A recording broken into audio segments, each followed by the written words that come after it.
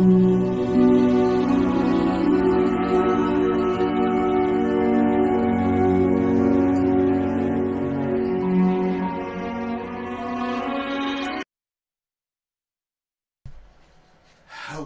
everyone, and welcome to Dungeons and Magi, where we open our handbooks, open our minds, and more importantly, we roll the damn dice.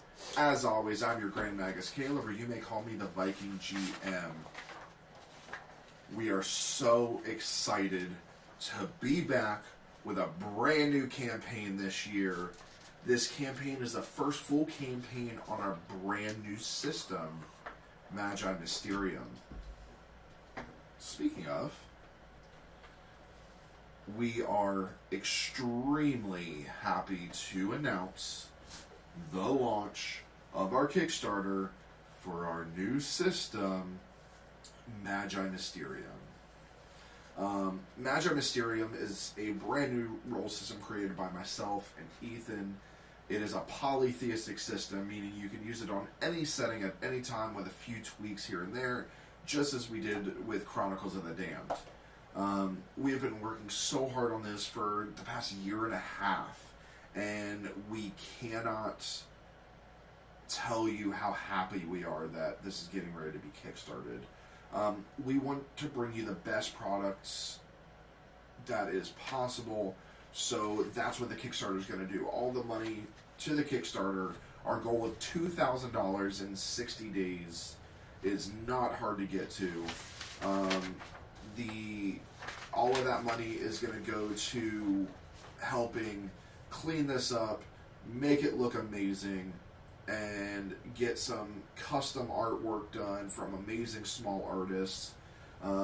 You can search us on Kickstarter under Magi Mysterium, or look at our slides for the info during the session.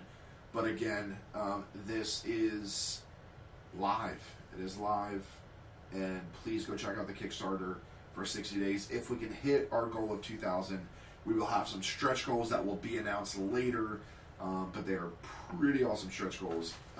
There are so many different levels, from our PDF, where you can just simply get the PDF if you can't afford the main book, or you strictly play online and you don't want the book. You can get this nice hardcover book that you can do that level of Kickstarter. You can get the bundle for both the PDF and the hardcover book. We even have 50 spots for signed books, where I personally will sign all 50 copies and send them out. But once those 50 are done, that is it, and we will never do that again. We also have our bigger bundle that is the book, a PDF copy, and custom dice from our new dice company, Broker's Forge. So there are only 50 of those available as well. And then our last one is for those of you that have shops and you want to sell. We do have a seller bundle where you will get 20 copies of this at below retail. So what we have it listed at for the Kickstarter, you will make a pretty decent profit off of them. So they are amazing. Again, please check out the Kickstarter, and we are, again, so excited to be able to bring this to you guys. Other than that, we do have a few announcements to get through, so bear with us. First up, we have Elliot with our socials and store info. We are live on Twitch and YouTube every Sunday at 6 p.m. EST, but we will be taking the last Sunday of each month off to work on other projects. Our website is back and better than ever. You can find it at www.dammediallc.com. Also, check out our other social media. Our Facebook is facebook.com/dungeonsandmagi. Our Instagram is instagram.com/dungeons_and_magi. Our TikTok is at dammediallc, DAMEDIA Our Twitch is at dungeons_and_magi. And our YouTube is youtube.com/@dungeonsandmagi. Sunday's episodes will be available to view on YouTube Wednesday at 8 a.m. EST.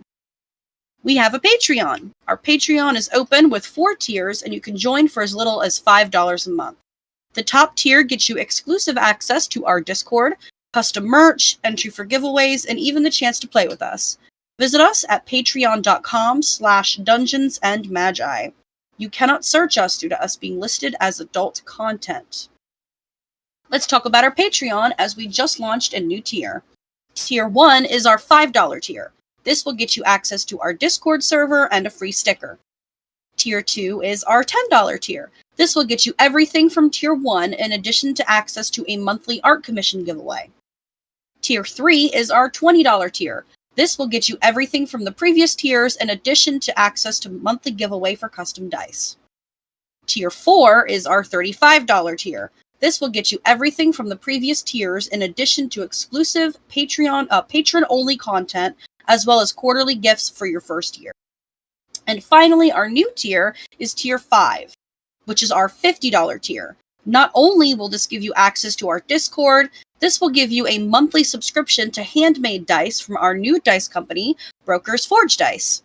These dice will be themed each month and will be handmade by Dungeons & Magi and Broker's Forge. You can find us at patreon.com/dungeonsandmagi. We are getting ready to launch a brand new store. Shirts, hats, hoodies, dice, you name it. Keep an eye out for the updates from our store. Back to the DM.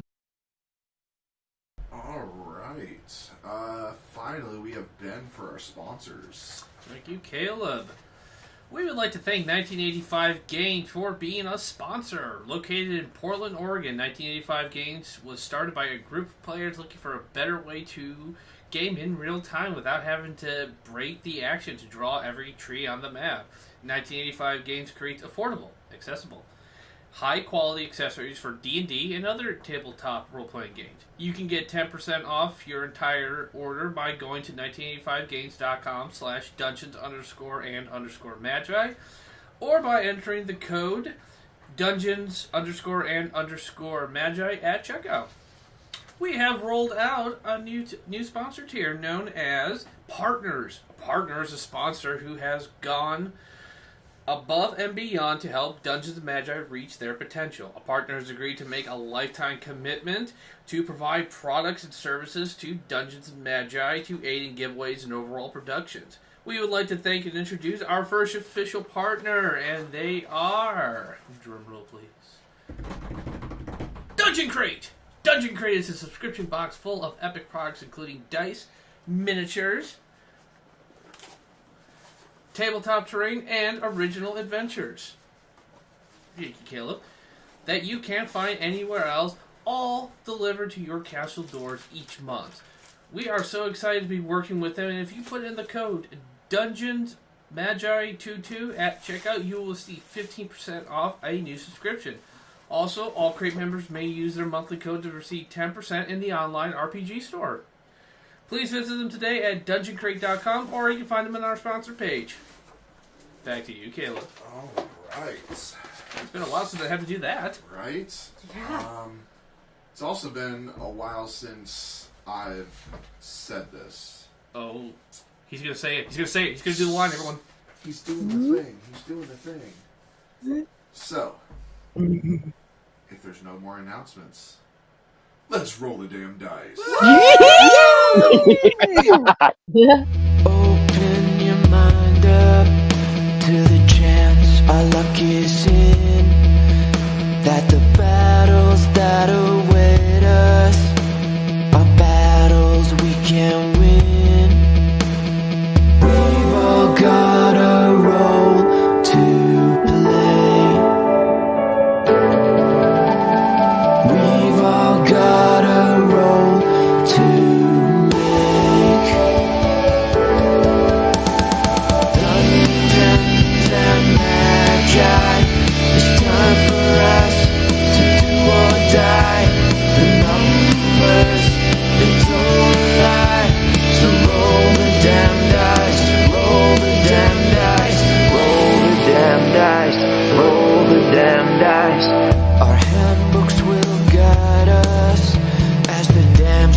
watching on. The odds are against us, but we've known that all along. We've all got a role to play. We've all got a role to make. Dungeons and Magi, it's time for us to do or die. The numbers, they don't lie.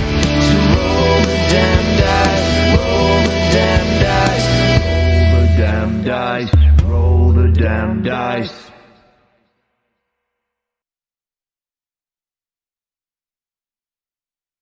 All right. So,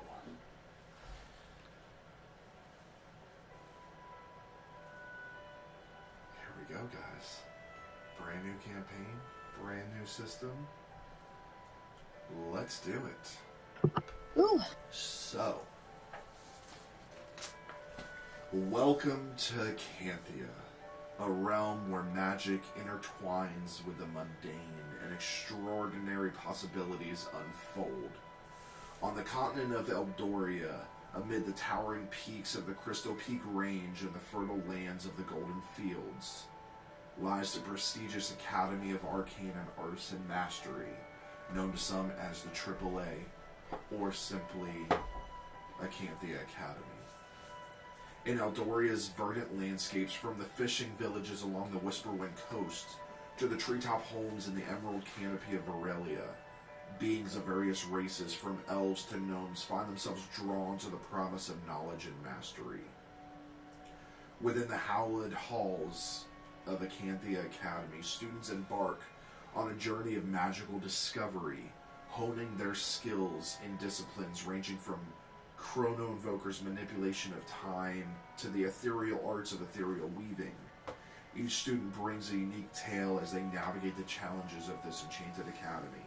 They uncover secrets, form bonds, and forge destinies that will leave an indelible mark on the world of Acanthia. In the vast expanse of Eldoria, our journey unfolds in adventurous haven, nestled within the majestic Crystal Peak Range. Amidst this rugged terrain, a collection of huts emerges, adorned with fur skins, embodying the essence of a rustic sanctuary. Laughter and joyful echoes of children at play fill the air, while a central fire commands attention, its warmth casting a comforting glow. Dark-skinned elven women gracefully attend to the culinary creations sizzling over the open flames, weaving a scene of communal life and shared traditions. As we move into one of the huts, we see a teenage elven woman. Taralee, if you could please tell everyone what they see. They would see a young daughter of a chief. Her mother has tried to teach her how to guide their people. With her headdress of fox ears, her skin a bit paler than those around her.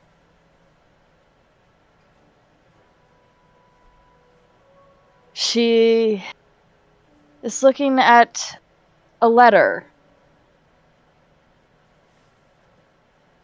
and is filled with fear because she is moving away from where she knows. And with that, at the break of day, as sunlight filters through the leaves of the ancient trees surrounding your hut, a mysterious black feather gracefully ascends. It lands with precision on your bed, capturing your attention. Instinctively, you reach for it, and to your amazement, the feather undergoes a magical transformation, revealing an elegantly enveloped letter. As you unfold it, the contents declare your acceptance into the esteemed Academy of Arcane and Artisan Mastery. And I am going to go ahead and I'm only going to do this once since the letters are pretty much the same. But I will go ahead and read the letter for Tierney. Ah, you mean Or- Charlie? Yeah, terribly. Sorry. Too many T's.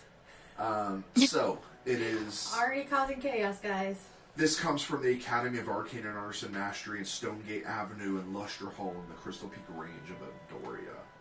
It is dated Verdantis 1st, year 524 AA. Dear Terrence. Wow. Terribly. It is with great pleasure that I, Magister Elwyn Thrain, Headmaster of the Academy of Arcane and Arts and Mastery, extend to you an offer of acceptance. Your exceptional talents and dedication have not gone unnoticed, and we are eager to see you join our ranks. The path ahead is challenging, yet filled with wonder. At our esteemed academy, nestled within the majestic peaks of Crystal Peak Range, you will embark on a journey of discovery, honing your craft alongside our Acanthia's finest. Please find enclosed all the necessary information regarding your induction, term dates, and a list of essentials you might require. We look forward to welcoming you on the first day of the autumnal equinox.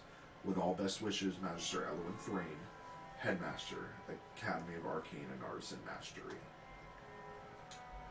Now, we then journey through Eldoria. Our path leads us to Aurorstead, nestled in the bountiful golden fields. The landscape is adorned with farmhouses, standing proudly alongside barns that shelter diligent animals. Within one such barn, a young gnome is sitting bundled in a corner. Dottie, if you could tell us what we see. Dottie is short, a little bit short even for a gnome. Her hair is white, disheveled, a little dirty. Wearing not really rags, but more peasant's garb. Couple stitches here and there of like patches that have had to be put on the shirt. No shoes, covered in dirt. And I'm looking at this letter in my hands, and I don't know how to feel about it, because I didn't think that I did anything exceptional, but I have been helping out a little bit. Whether people knew about it or not, it's a different story, but it's a place to go that's not here, so... Yeah, so seated in the barn, seeking refuge within a cocoon of hay to ward off the chill, a black feather gracefully descends, alighting on your lap. As you clasp the feather, it undergoes a mystical transformation, unfolding into an enveloped letter. Unveiling its contents, you discover the acceptance letter to the Academy of Arcane and Arts and Mastery. Within the confines of Eldoria, our journey takes us to Tidecall, a charming fishing village nestled along the serenity of the Whisperwind coast.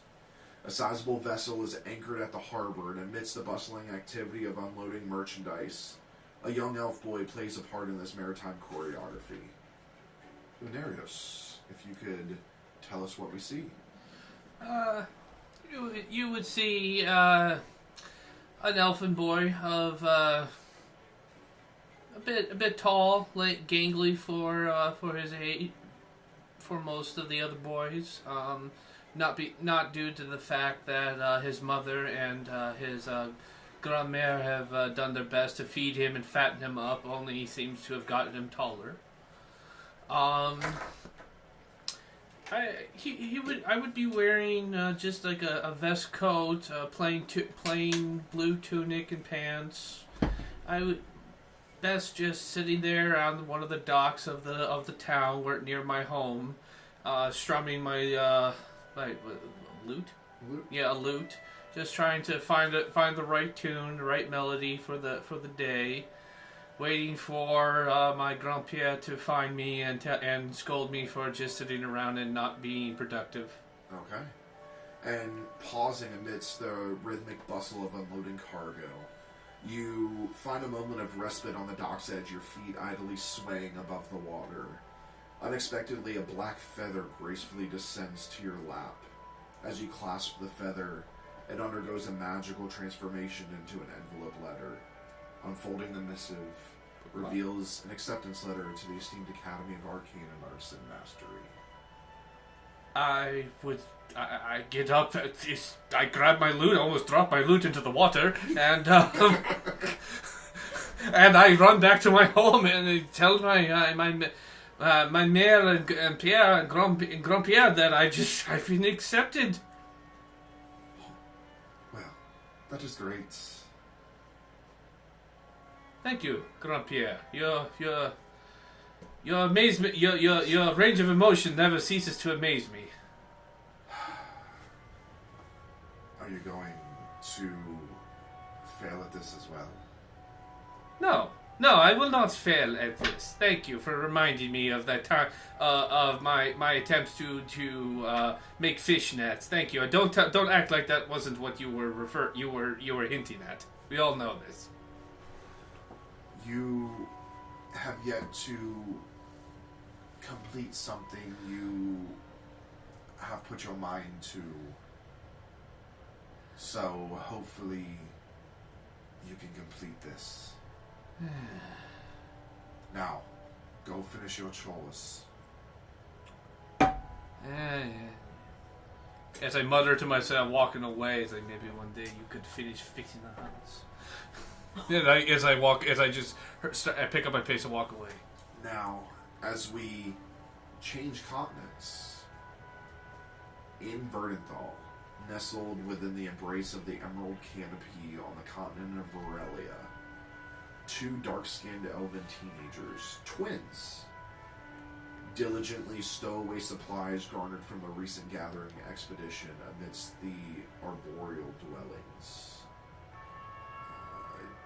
Tierney, if you could tell us what we see. You see me just playing with the flowers and digging. You see stains up and down. Light blue top and whole like dark blue pants that seem to have holes and tears all over them. Okay. Tarrant, if you could tell us what we see.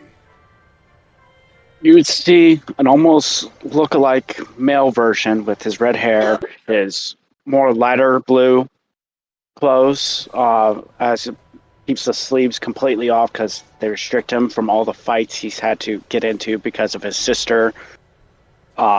Mainly because they're elves in a human area, and they get picked on, and he's very protective of his sister.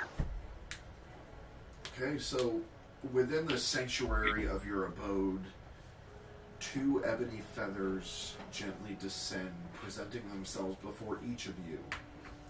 Grasping the feathers, they seemingly change into enveloped letters.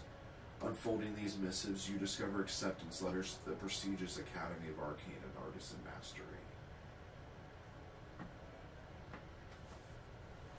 When did I apply for this? When did I apply for this? Actually, we're going to make our first roll. Give me a memory roll, please. The first Both of us? roll of the season. No, just... Aha! He just wants to be an asshole. Just saying, honey, I'm just saying your role is going to set the tone for the campaign. 8. Out of... 12. Okay, that's actually good. Alright, so... Okay. You... All of you have heard of this academy. It's very well known. And you know, Tierney, that you don't apply to this academy. You are found, and you are chosen for this, and nobody really refuses this. I don't think we have the option to refuse this. Let's go tell Mom and Dad. You can tell them. I'm not. You think I'm leaving you here alone? I will come. I'll carry you over my shoulder like a sack of taters as per usual. Fine. Let's go. I'm going to take her hand and lead her to our parents. Okay. Our human parents. Yes. So, for all of you, these missives provide comprehensive details on the necessities of your journey to the Academy. Over the next few days, you diligently prepare, ensuring you have all required items for your imminent departure to Acanthia Academy. There was a supply list included in there for everything that you need. Some stuff is to be bought or provided at the school, but generally you bring certain things with you, and you are told a specific departure date, which is a few days out, and as you all gather your items, say goodbye to your loved ones, hugs, or lack thereof, in Dottie's case, you gather your things, and as you grab your letters, they morph back into black feathers and gracefully soar in the direction of your journey.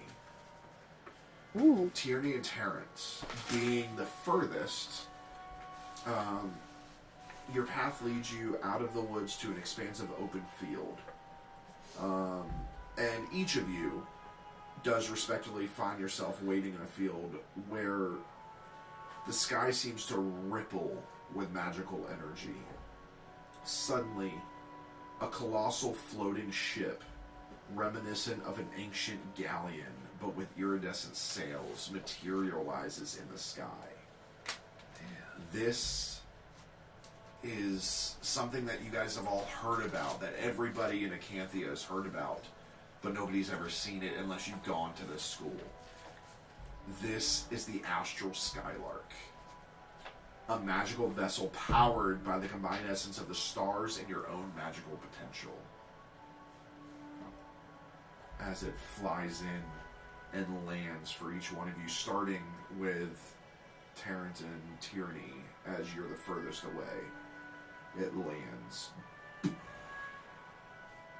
Still sort of hovering as basically a gangway is released. I'm just kind of And like we- shocked face and just standing there, not moving. I'm standing in between the boat and her and going, is this for us?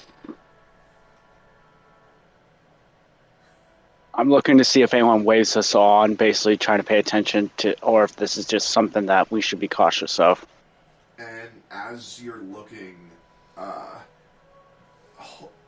you see somebody climb up and holding onto one of the ropes, kind of, and the entire ship is almost ethereal, like it glows, and kind of hanging off, for lack of a better word, as a space pirate.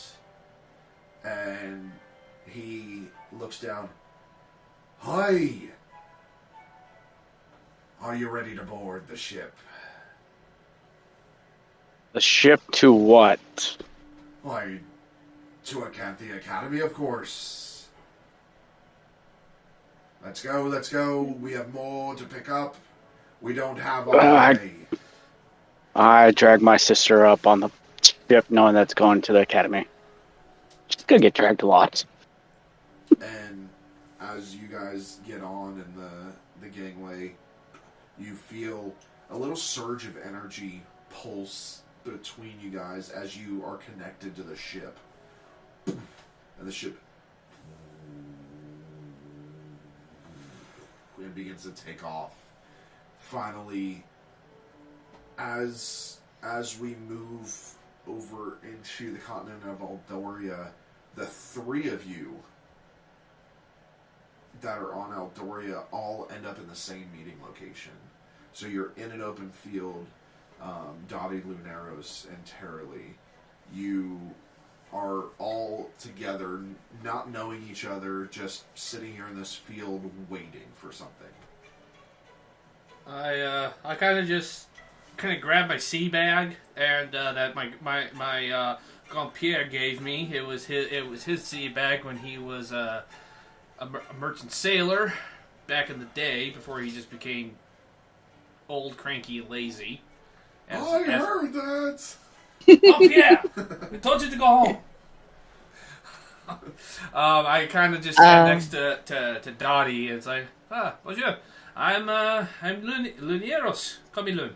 Yourself? Hi, What's your name? Dottie. Dottie. Nice to meet you. So, Thank you. And who's and what's his name with me? Terralee. Yes. I was like, and a pleasure to meet you as well, Tel. What's your name? What's that? I magically know your name. No, I'm not that good. I give a slight bow of my head. I'm Terralee. Oh, She's Hi. kind of trying to hold herself in a regal manner, being raised by a chief to become the next chief.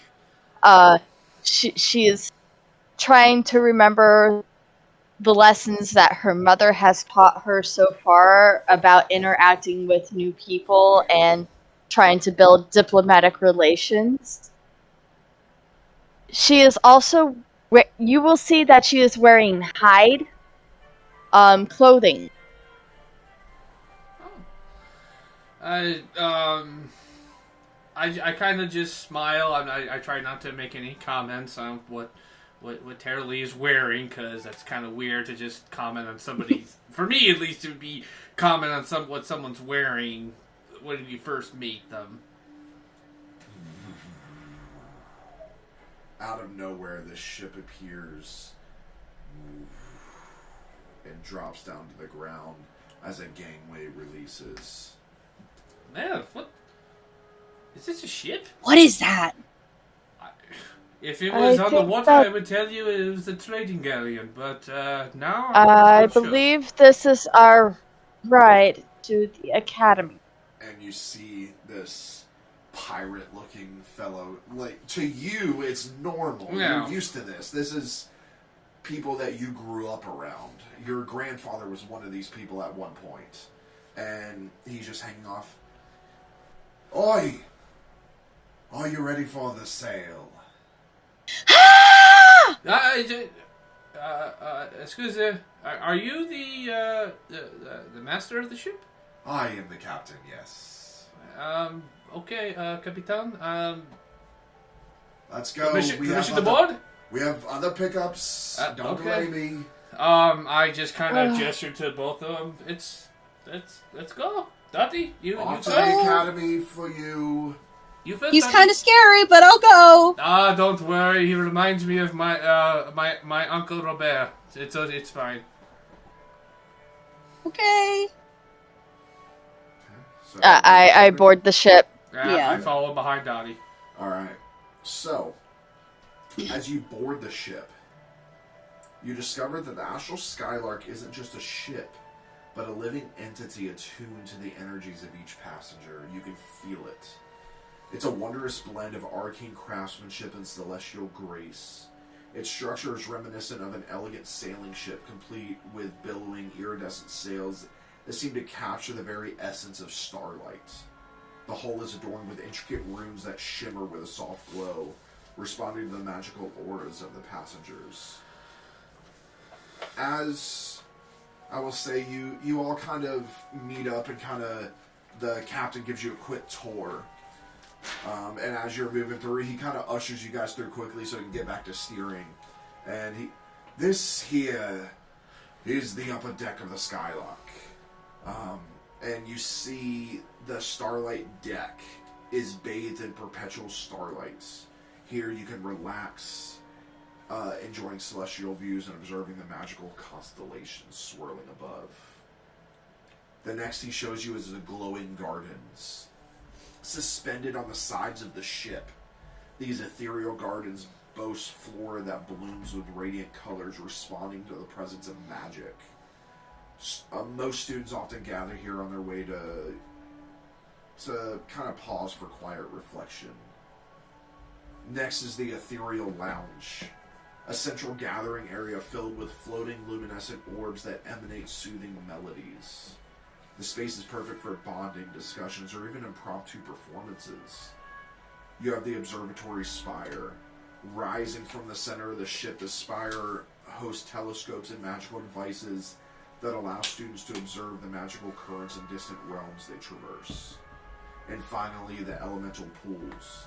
Magical pools that contain liquid light in various hues. Students can dip their hands in these pools, experiencing visions and insights related to their magical potential.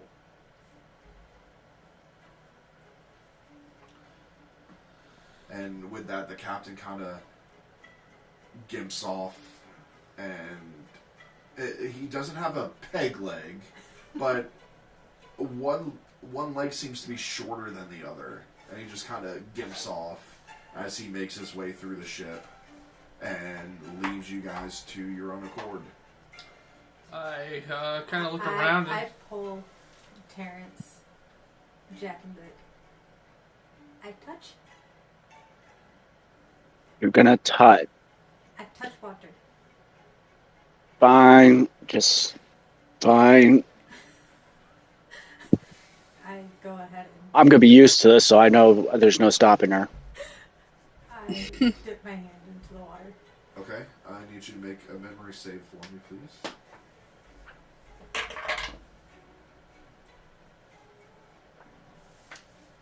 First, 3 out of 12. first fail of the campaign, everybody.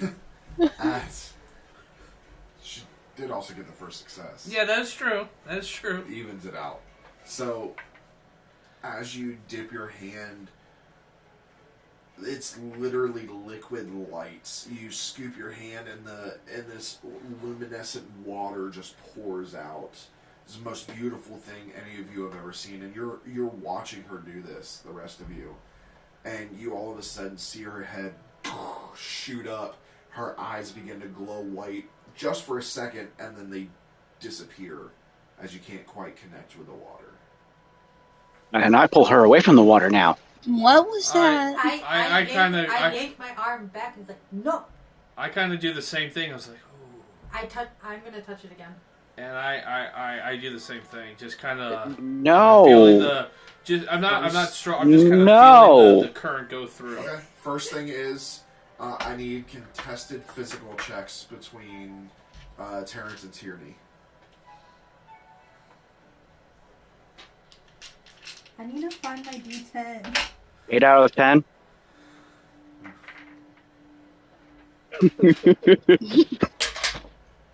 Five out of 10. Okay, so he holds you back. Lunaris, give me a memory check, please. 12 out of 12. Okay, first critical success.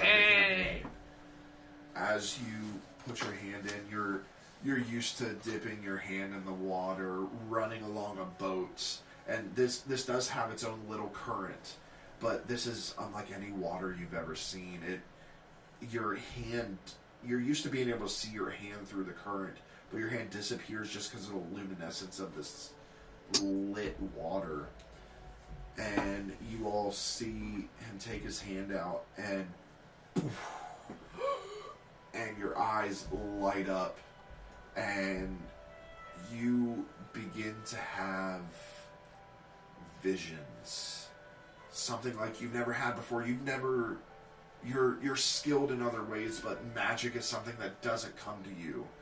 And So a vision like this is something brand new. It's scary, but you see various animals appearing. You're not quite sure what the animals are. You've never seen them before. And some appear to be running away, some running towards you.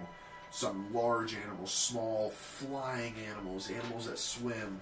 Just a plethora of various animals before. Man, did you see that? Did only you see that? I uncover my eyes. Is he dead? No. No, Dottie, I'm not dead. No, he's not dead, and I'm gonna release Tyranny's arm.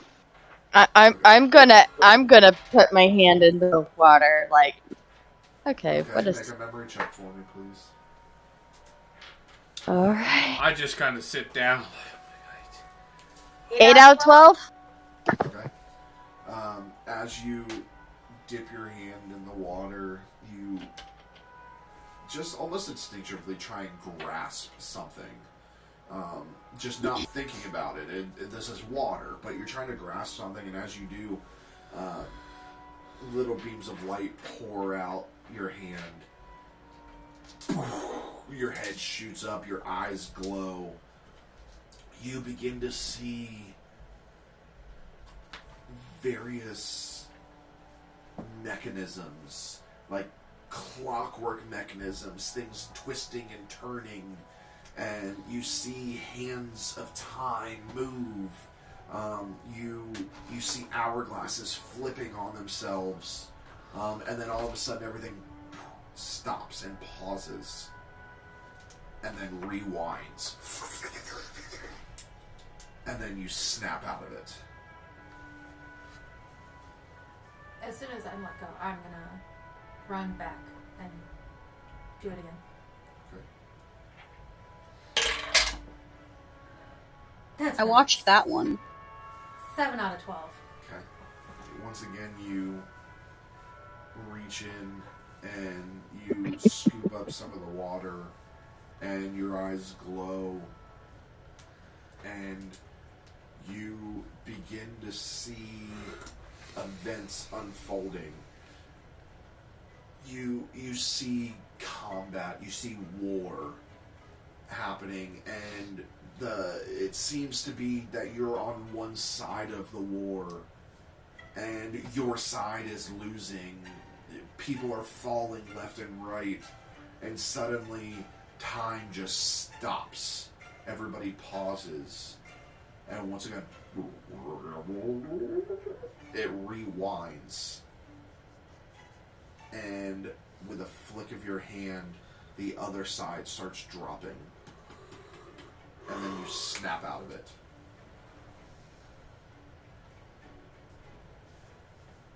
Is it scary? I might do it now. It's... It's something else, Dottie. I'll tell you that. Okay, he can do it first then. I've already died.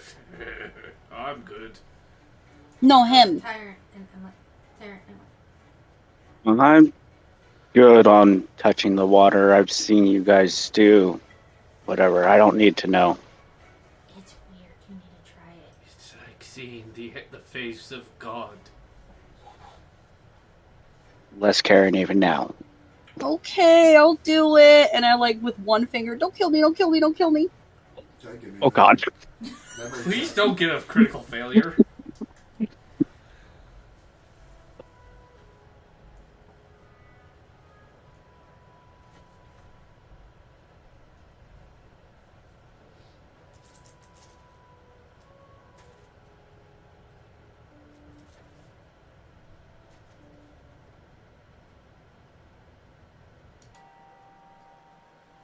Eight out of 12. Alright, 8 out of 12. So, as you dip your finger in, it disappears in this luminescent water, and your eyes begin to glow.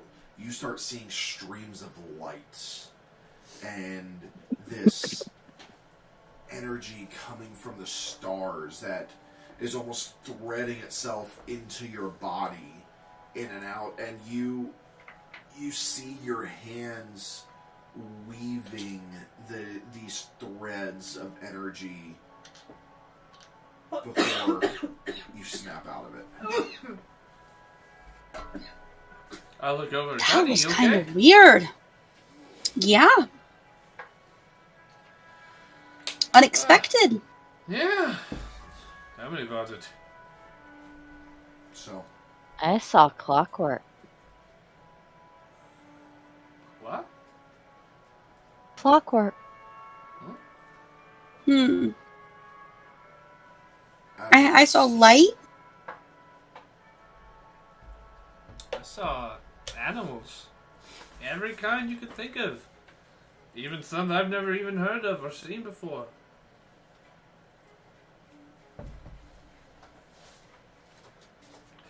So, as the Anyways. Skylark sails... Oh no.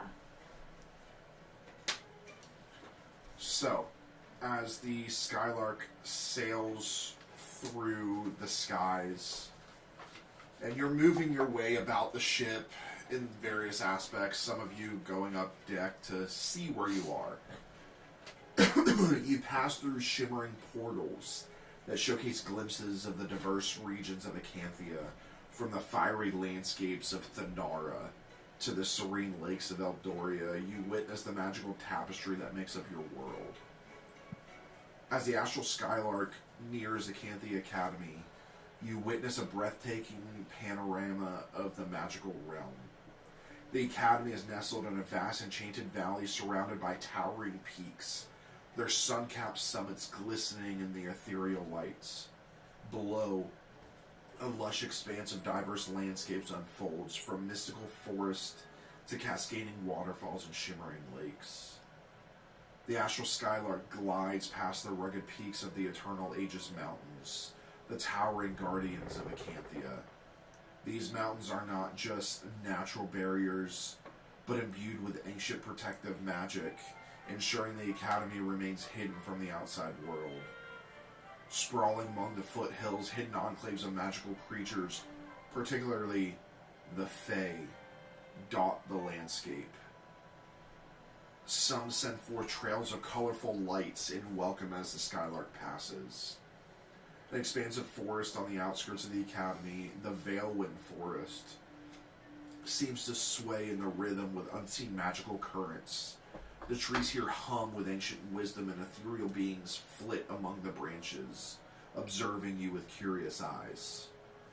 The Skylark descends gracefully toward a designated landing area, a grand courtyard at the heart of the Academy. This courtyard, known as the Ethereal Nexus, is a convergence of magical ley lines, creating a space where the fabric of reality seems to ripple with latent arcane energies. As you step out, you see that it's paved with luminescent stones that respond to the presence of magic, creating intricate patterns underfoot. In its center stands a monumental statue, the Chronicle's Spire, depicting an open book enveloped in celestial light. The spire serves as a focal point for magical attunement and announcements. Faculty members, adorned in robes that mirror the colors of the skies, await your arrival. Among them is the headmaster, a figure of great wisdom with a warm, welcoming presence. The courtyard is adorned with intricate runes that shimmer with welcoming messages, conveying a sense of excitement and anticipation. You step out into the courtyard, greeted by a harmonious hum of magical energies.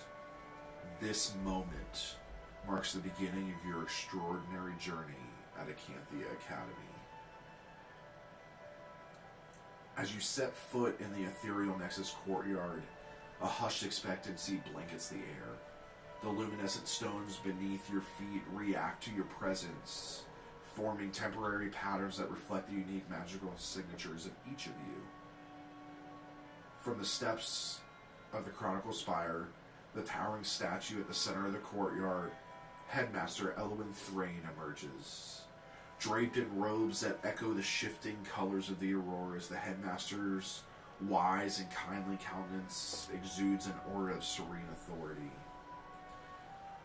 Welcome, aspiring scholars, to the hallowed grounds of Acanthia Academy.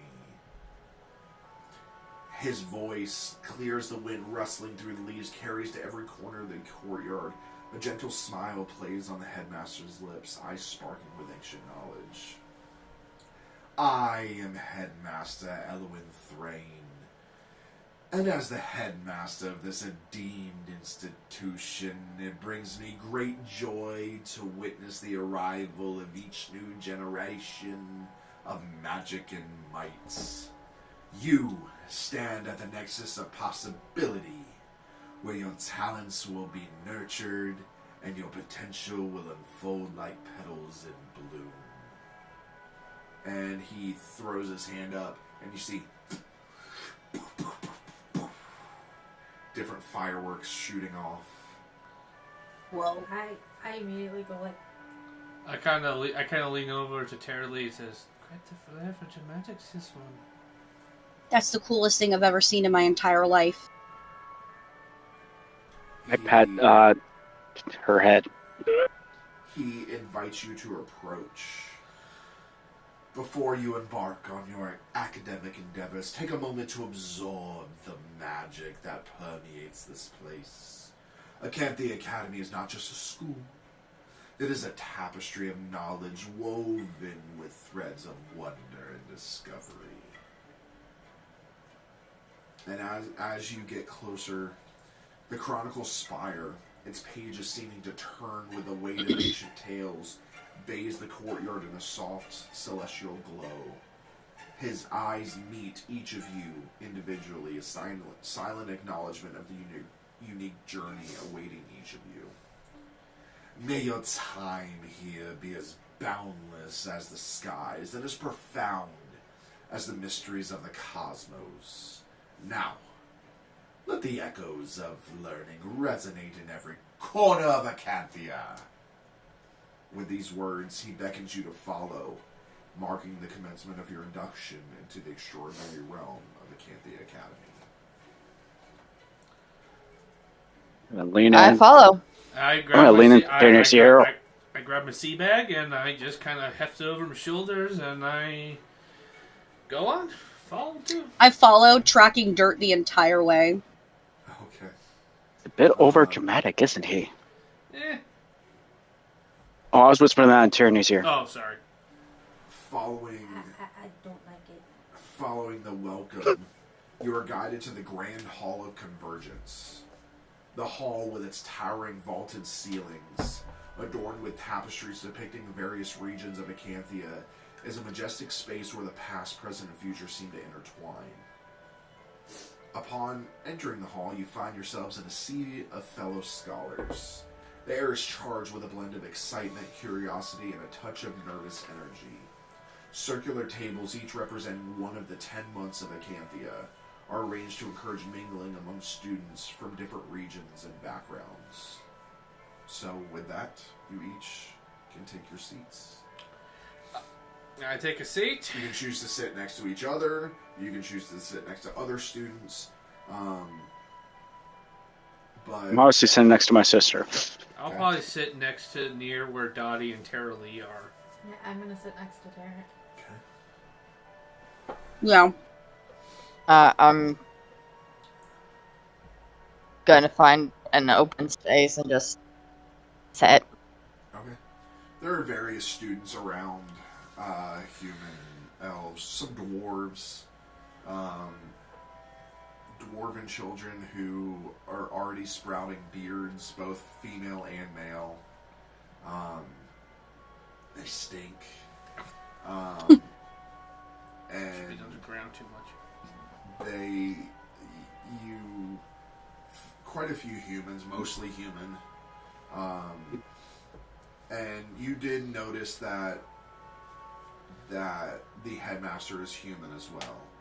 A tall, gangly human, but a human nonetheless. Are there any At the head of gnomes? the hall, a grand stage awaits, and a magical projection of the Acanthia Academy crest hovers in the air, casting a soft glow over the gathering. The crest, with its intricate design, represents the unity of magical and mundane disciplines, symbolizing the shared journey of all students within its embrace. As you take your seats, the ambient lights in the hall adjust to create an otherworldly ambiance reminiscent of a starlit night. A soft hum of conversation fills the space, echoing the diverse languages and dialects of Acanthia. Soon, Headmaster Elwyn Thrain ascends the stage, his presence commanding attention. The projection of the crest pulsates in harmony with his words, and the hall falls silent. Esteemed students, welcome to the Grand Hall of Convergence. Here, under the cosmic embrace of Acanthia, you will forge bonds that transcend borders, learn wisdom that echoes through the ages, and discover the tapestry that connects us all. But first, let's introduce some of your faculty. And he motions off to the side, and some faculty begins to come up. This is Professor Lenara Thistledown. You see what looks to be a wise elven instructor. Lenara has centuries of experience in fostering unity between magical and mundane communities. She has silver hair that cascades down her back with piercing green eyes, and she exudes an air of calm authority.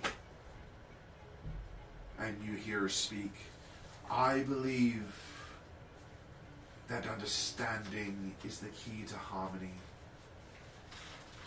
My classes are a blend of magical theory and practical lessons that promote cooperation among students of all backgrounds. Just remember, in diversity, we find strength. And she bows as everybody claps for her, and the next one comes up. And introducing Professor Callum Chronoshaper. You see a tall, enigmatic figure, kind of an aura of mystery that intrigues you the moment you see him. Long silver hair that seems to ripple like a liquid, and eyes that hold the secrets of time. My classes delve into the intricacies of time manipulation, urging you to perceive the world beyond the constraints of a linear timeline. Remember, time is a river, and with knowledge, you become its master. Thank you. And as you all clap, he moves on. Quick question, GM. Professor Callum, is he human? He is. He is human. Thank you. That's it. Next, Professor Serafina Luminara. And you see a serene, graceful elf. Her silver hair seems to reflect the light of distant stars, and her eyes hold ancient wisdoms of the cosmos.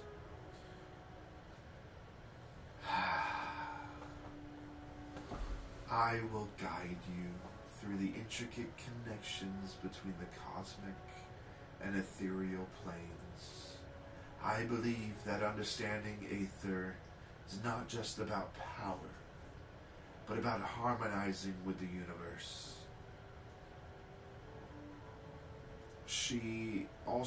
You see celestial themed robes and a soft glow that emanates from her fingertips as she speaks.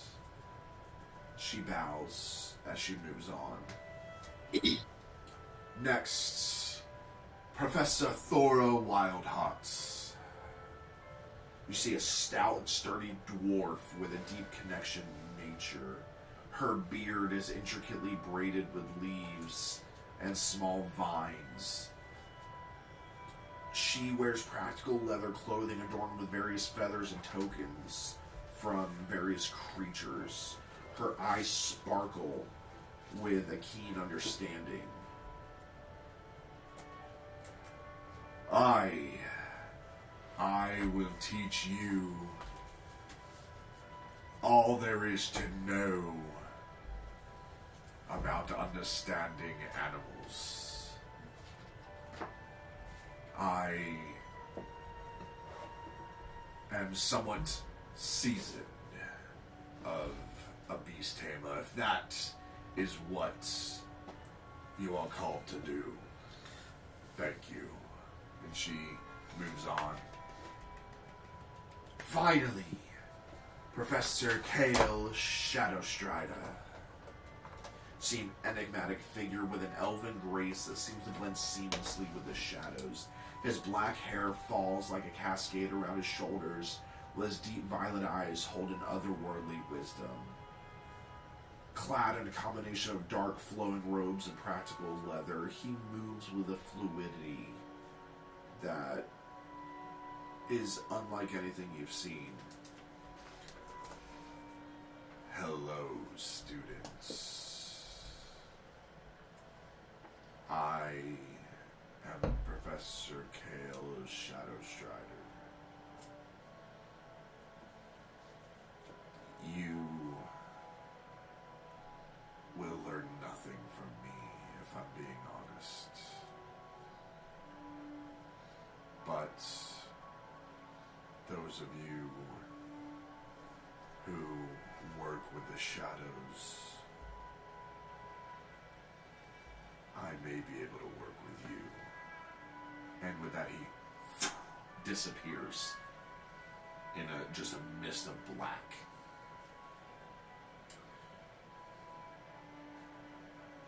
Headmaster Thrain steps forward, and everybody's kind of chattering amongst themselves, especially after the last spectacle, and he raises his hand, and a silence falls. A radiant light gathers at their fingertips, coalescing into a shimming iridescent door that seems to pulse with an otherworldly energy. Welcome, young minds, to the threshold of your journey. This door is no ordinary portal. It is a passage to self-discovery. As you step through, embrace the essence that calls to you. Let the affirmation guide you to your destined path. This door stands as the gateway to what all of you have heard about from the school. This is the affirmation. This is where you learn what you will do at this school, what your calling is. Some of you have felt the pull of magic and the need to explore it further. Some of you have particular skills that you're okay at, but you need to be better. You can be better. And this is where the affirmation begins. But before we do that, we're going to take a break. We will be right back, everybody. Please bear with us before the affirmation.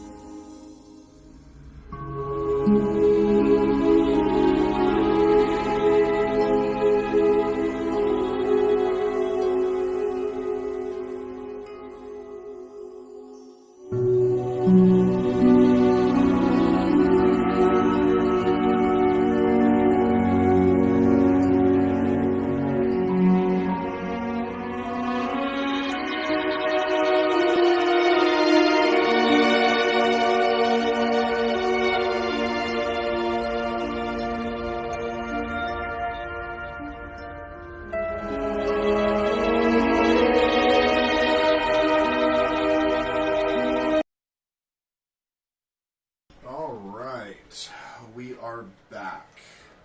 So, as we continue, this door is this magical portal, ready to tell you where your journey is going to start. One by one, you all see students, other first years that are making their way through. The door opens before them. They all kind of stop at the door, slowly open it. They walk through, and the door hinges to where you can't see inside. And they walk inside, and the door closes shut behind them, and they're gone. And this door isn't very thick at all. So you can see around either side of it. So they're just walking through this door into whatever and just disappearing. But if you were to walk behind the door, you could walk right behind it. And the headmaster is calling each of you up. And as he's going through, he finally reaches, "Is there a Terrant here?" I stand up, and most of my sisters just stand up with me because we always do things together. "Just Terrant." I look down at her and then look back up him and walk forward. And then I'm going to go. Go ahead. I grab the door and go, okay. I open the door and walk through. Okay. And you see, what you see is this hum of this purple ethereal energy just swirling inside. And you walk through, and the door slams shut. Terrant, as you step through the magical door, a surreal journey unfolds. The world within the portal is a shifting landscape of shadows and whispers. The air is charged with an enigmatic energy, and the ground beneath your feet seems to undulate like liquid darkness. You find yourselves in a shadowy grove, where tall spectral trees sway in an unfelt breeze. The leaves cast intricate patterns of shadow on the dimly lit ground. The moon above, though obscured by wisps of shadowy clouds, bathes the grove in a hauntingly beautiful glow. In the distance, you can hear the echo of distant footsteps, like someone navigating the unseen paths between the trees. Flickering lights, like elusive will-o-wisps, dancing on the edges of your vision, drawing you deeper into the grove. As you follow the mysterious lights, the shadows seem to come alive, whispering ancient secrets and revealing glimpses of hidden knowledge. The air becomes dense with the essence of shadow, and you feel a connection to the unseen forces that surround you. Abruptly, the grove gives way to a grand hall adorned with intricate patterns of swirling shadows. At the center stands a pedestal upon which rests a robe that seems woven from the very fabric of darkness itself. A voice both distant and intimate echoes through the hall, affirming your newfound identity as a Shadowmancer. As you emerge the other side from the portal, the shadowy robe now draped over your arms, standing in front of your new house, House Veritas. You find yourself standing before House Veritas, a structure that embodies the essence of hands-on experimentation, the pursuit of direct knowledge. The exterior of the house is constructed of darkened stone, engraved with intricate runes that seem to shimmer in the ambient lights. The architecture of House Veritas is characterized by angular and asymmetrical designs, giving it an unconventional yet dynamic appearance. The windows are strategically placed to allow natural light to filter in, casting a play of shadows that dance across the surface within. A banner, proudly displaying the symbol of House Veritas, hangs near the entrance. The symbol is a stylized representation of a pair of hands reaching for the sky, symbolizing the proactive approach to learning and the relentless pursuit of understanding. You stand now in the courtyard of House Verdis, a vibrant hub of activity. Other students are here. They're engaged in various experiments, their voices blending with the occasional sound of magical reactions. A small garden featuring exotic plants with unique properties flourishes in a corner, a testament to the house's commitment to hands-on learning. And standing in front of you is the entrance into this house. And this isn't just a house, this is almost its own castle in here, in what seems to be another dimension. I look back and wait to see if I see my sister following. You do not.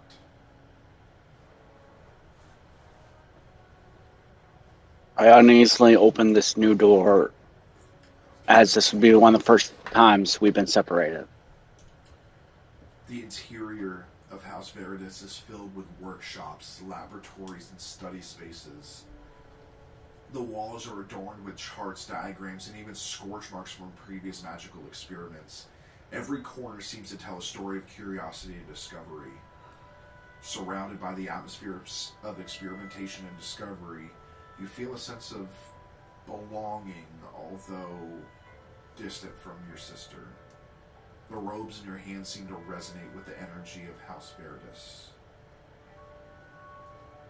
Figure out how to take off the sleeves. Sleeves are restricting. Yeah, you can do that. So you can put on the robe and tear the sleeves off. You're not sure if somebody will be pissed about it, but you'll find out. I don't care. It's more comfortable this way. Alright, and with that, we go back to the Grand Hall as he does not come back. But the headmaster stands. Is there a Luneros here? I am Luneros. Grab your bags and come to the front. I grab my sea bag. I just kind of like, so just through the door. Open the door and step through into your future. Okay, no pressure. I'll kind of go up to the door and just reach to open it. Okay. With some trepidation. Oh boy. I'm assuming you pulled me in. No? Oh no. I walk through. And the door slams shut. As you step through the magical portal, you are immediately enveloped in a surreal soundscape. A symphony of calls, roars, and chitters echo through the air. The surroundings transform into a lush, untamed jungle where bioluminescent plants cast a gentle glow. In the heart of this vibrant wilderness, you encounter a majestic creature, a colossal, ethereal beast with fur and feathers of iridescent hues. Creature acknowledges you with intelligent eyes, and a subtle, pulsating aura of magic envelops you both. You sense an unspoken language, a connection that transcends the ordinary. I kind of reach out my hand, just hold it out. Try and step closer, trying to on its nose to let it smell me. It kind of nudges your hand. And I start scratching a little. And that's so bad. And you hear a breaking of branches behind it, and and you see the beak kind of open up, and these teeth are revealed as he positions himself in front of you. I kind of square up, and I'm like, in a nod, I'm like, easy. And he kind of calms back down, and you see around you the flora reacts to your presence. Vines entwine to form intricate patterns. Flowers bloom in response to your footsteps, and the very ground seems to pulse with a life force that resonates with your own. As you explore the enchanted realm, you realize that you're not merely a student, but a beast tamer. Someone who can commune with and command the magical beasts of the wild. as your friend disappears into the jungle and you continue on through the portal, the revelation fades away, replaced by a breathtaking vista of gears, pulleys, and enchanted machinery. The air is charged with a scent of metal and a subtle hum of arcane energies. The surroundings are a blend of natural elements and intricate mechanisms seamlessly integrated into a steampunk-inspired landscape. Before you stands House Conflux. Conflux? Yep, Conflux. A marvel of engineering suspended between earth and sky. Bridges made of intertwining vines and forged metal connect platforms and floating islands adorned with gears that turn with rhythmic precision. Clockwork creatures roam the open spaces, and the entire house seems to pulsate with a harmonious fusion of magic and machinery. In the heart of this technological wonderland, you see the symbol of House Conflux, a cogwheel interwoven with a leaf representing the convergence of nature and technology. It signifies that you are not just a beast tamer, but someone who believes in the harmony of magic and machinery, a confluxer. The banner proudly displays a symbol welcoming you to a realm where the magic of creatures meets the ingenuity of artifice. I pick up my bag and I continue onward into House Conflux. Okay. And with that, we make our way back into the hall. Is there a Terralee here? I stand up. Come, bring your stuff and come forward. I bring my stuff. I'm trying to, again, hold myself high like my mother had taught me because... And I step towards the door. I give a polite bow to the headmaster, and I open the door and I step through. Immediately, you feel the fabric of time respond to your presence. Echoes of past and future moments dance around you like transient specters. The air itself seems to hum with the vibrations of the temporal weave. In this ethereal space, you see glimpses of your own life, fragments of significant moments that flicker like a cosmic tapestry. An ancient hourglass materializes before you, its sands flowing in intricate patterns that seem to spell out the secrets of the universe.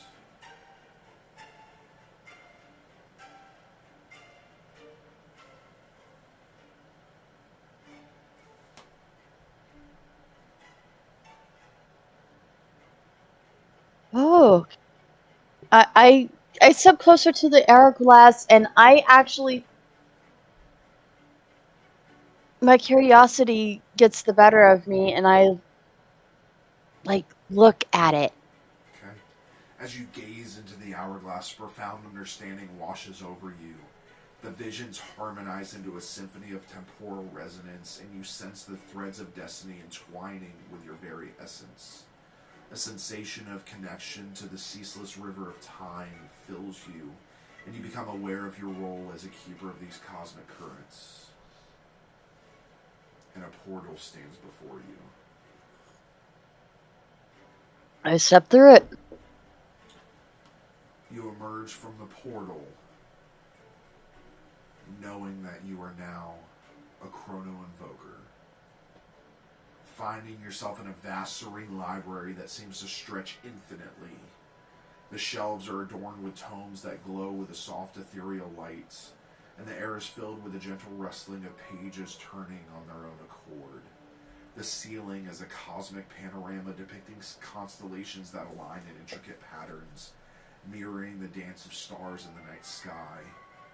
Each bookshelf is a doorway to different realms of knowledge, and the entire space resonates with an aura of quiet contemplation. And at the center of the library, there's a fountain of liquid starlight where the water seems to whisper the secrets of the universe. Soft cushions and reading nooks are scattered throughout, inviting you to delve into the boundless wisdom that House Intuitus holds. That's House Intuitus. Intuitus. As you take in the scene, you notice the banner of House Intuitus unfurled above the grand entrance. It features an open book with a clock embedded in its pages, radiating an aura of timeless knowledge. This symbolizes the seamless integration of intuition and understanding with the ever-flowing river of time. You finally feel a sense of belonging as you step into the tranquil sanctuary of House Intuitus. And we journey back to the Grand Hall. Is there a tyranny here? I stand up very shakily. Grab your things and step forward. I grab my stuff and say, where's my brother? Where he belongs. Now you, through the door, find your destiny. In my head, I'm like, I'm not supposed to touch his stuff without tearing it here.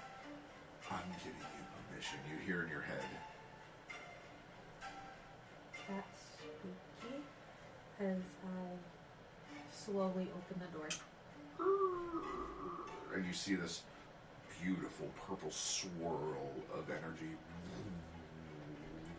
I hesitantly start walking into the door. And the door slams shut. You enter a celestial observatory. The floor is a reflective surface mirroring the cosmos above, and the constellations twinkle on the ground beneath your feet. Above, an infinite sky stretches in all directions, filled with swirling galaxies and cosmic phenomena. Floating platforms adorned with ancient hourglasses and timepieces drift gently in the ethereal expanse. Each platform holds a unique artifact that seems to harness the very essence of time.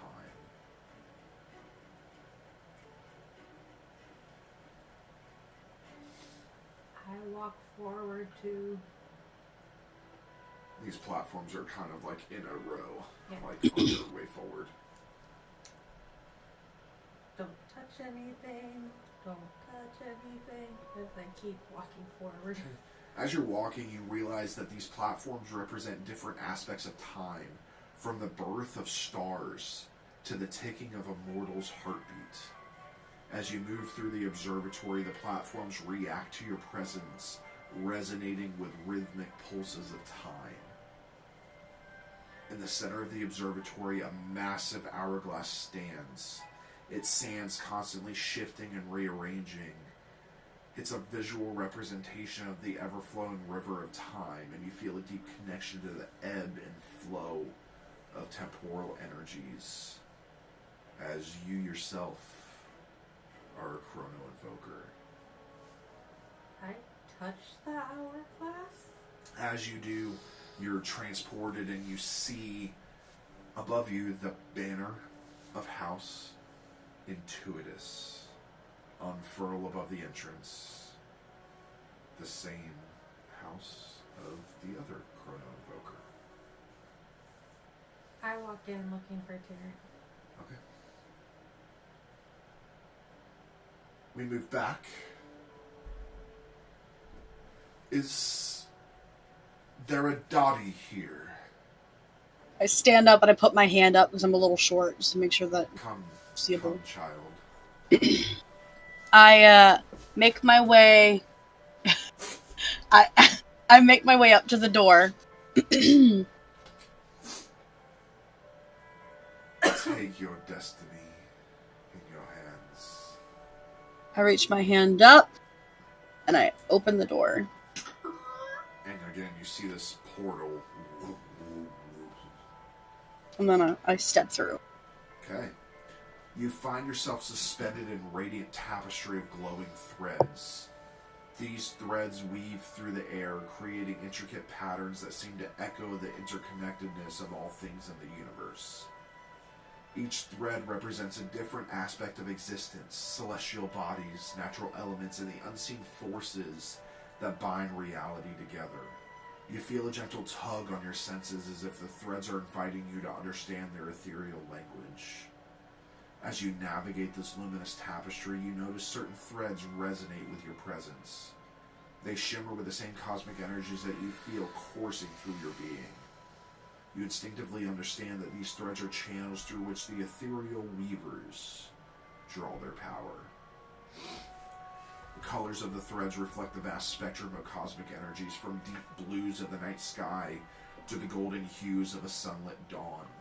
You are surrounded by a symphony of harmonious vibrations, a visual representation of the celestial forces you are now attuned to, and a portal stands before you. I take one last look around, and then I walk through. Okay. As you step out of the portal, you find yourself standing in an otherworldly library bathed in a soft, iridescent glow.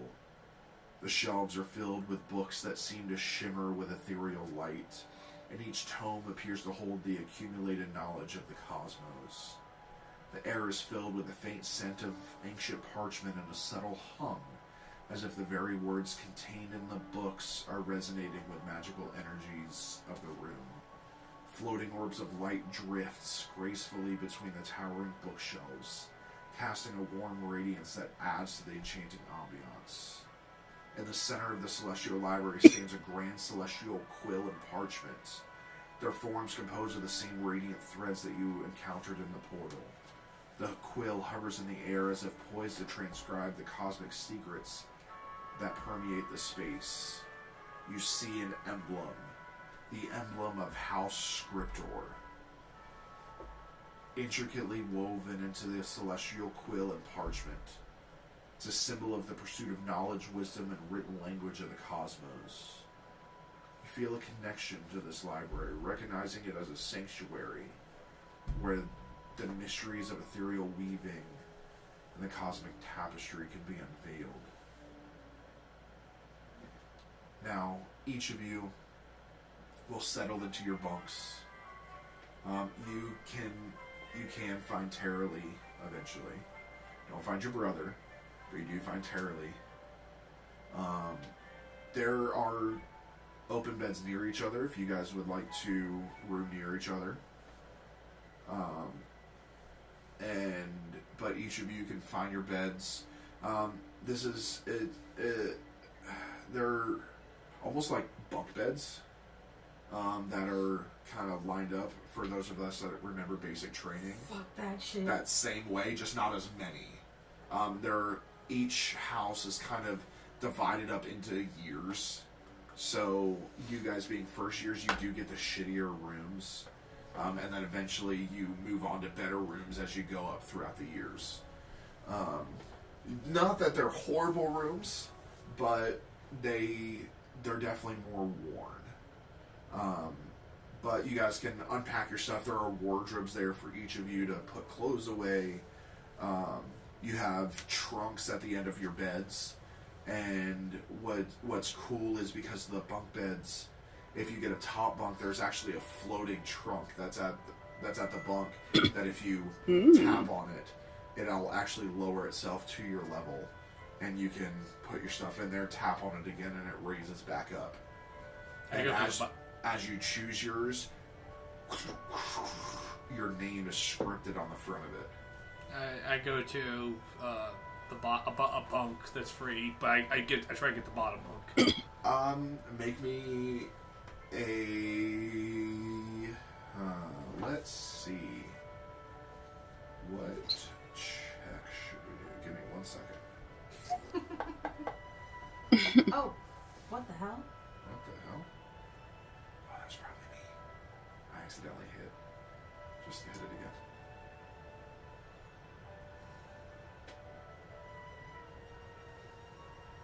I can't. You have to disconnect me from there.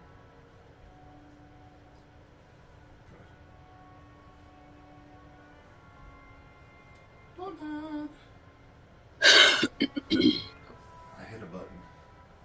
I'm gonna have to log out of Discord on there. I hit a button. Okay.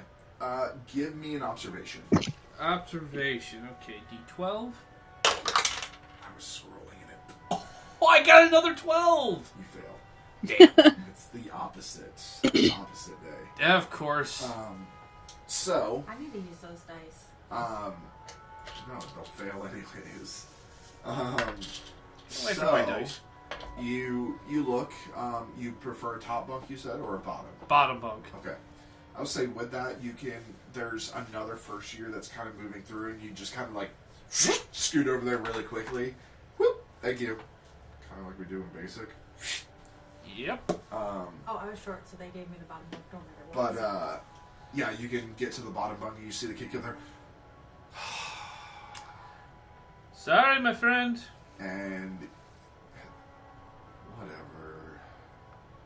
And he goes over to the other side, opposite of you, because there's like almost, if you've ever seen like the toddler bunk beds, how they kind of have this railing. Mm-hmm. But what that railing does, and it obviously helps you from falling off, but this railing divides it, so on your side to get in it's completely open, but it's closed on the other side where there's stairs that kind of go up so that you don't bump him when he's getting up on his. And it's the same thing on the side you get in, it's kind of closed off on his side, so there's almost a little bit of privacy as well. You guys kind of have privacy, and as you kind of climb into the bed to kind of figure out how comfortable it is, it almost feels like you're laying on clouds.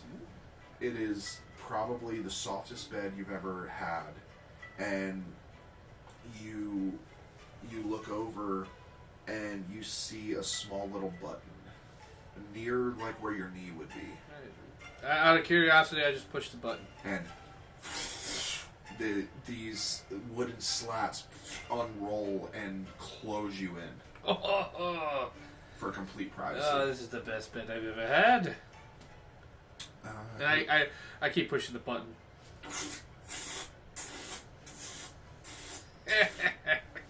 Well, you... Oh, don't be a buzzkill.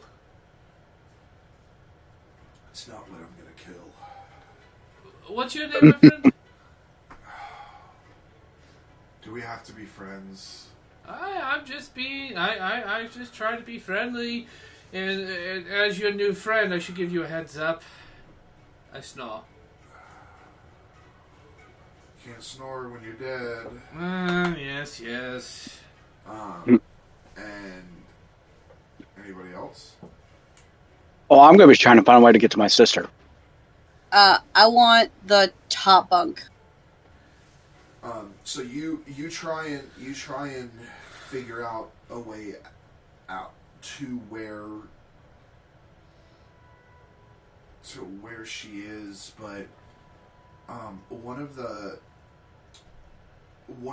leaders, they're more of like almost like a student body president kind of thing for each house. I'm trying to put it into terms of what we understand, like a student body president. They're like, listen, everybody's house is in another dimension. There's no way there unless you are assigned to that house. There's no way that you can be in her house. Then trying to be in her house is I'm trying to make sure she is okay. She is fine. We have fail-safes in place. She is fine. You will see her soon. It's almost time to meet back up for the campus tour. So get yourself settled, and then you can see her soon. I grudgingly just go find an empty bed. God, we need to break these children of this teat sucking. And they kind of saunter off. Dottie, go ahead and roll an observation for me.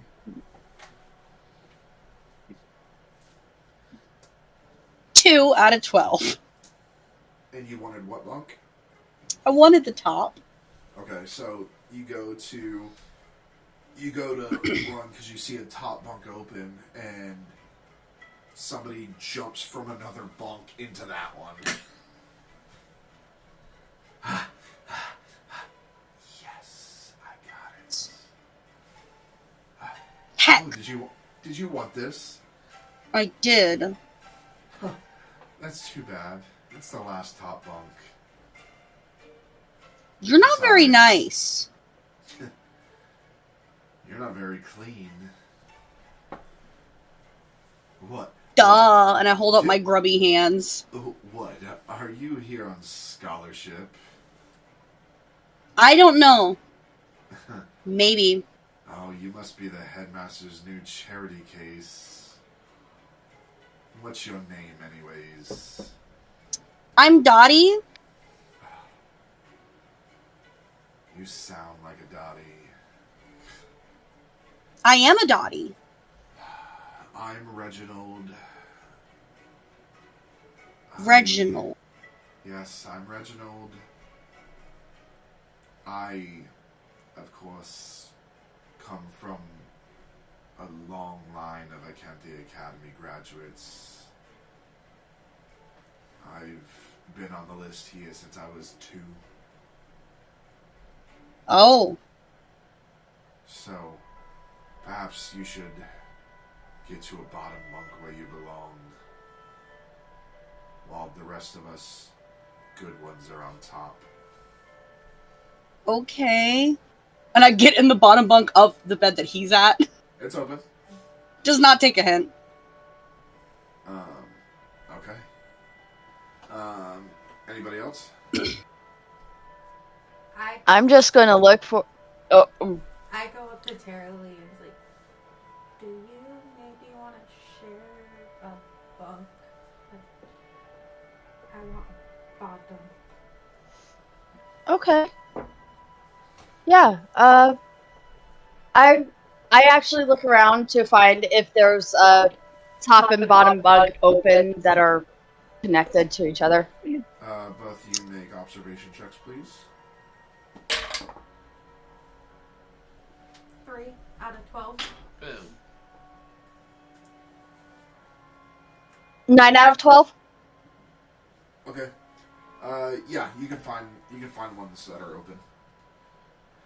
And actually, so you find a top bunk, and somebody is about to kind of scoot into the bottom bunk. That's for my friend there. Oh. I'm sorry. It's okay. It's okay. I guess I'll go find somewhere else to live. I'm sorry.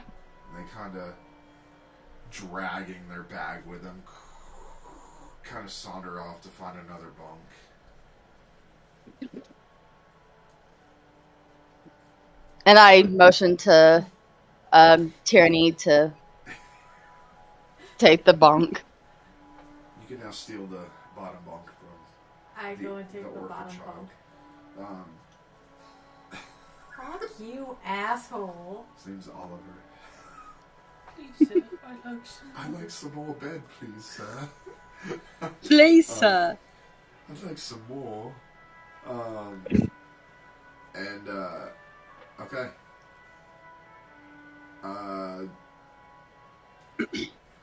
Tarrant, would you like to find a bed, or are you just gonna find whatever is available? I'm gonna find whatever spot I find. Okay. Bottom bunk. That's Tarrant fine. looks like a bottom. Terran's gonna kick whoever's in the bottom closest to him. Okay. So, after that, all of the leaders within your various dorms all kind of usher you guys out, back through the door, through the magical portal, which then brings you to the Grand Hall once again, where you all can meet up. I Look go around for my find sister. Karen. Okay. You find each other.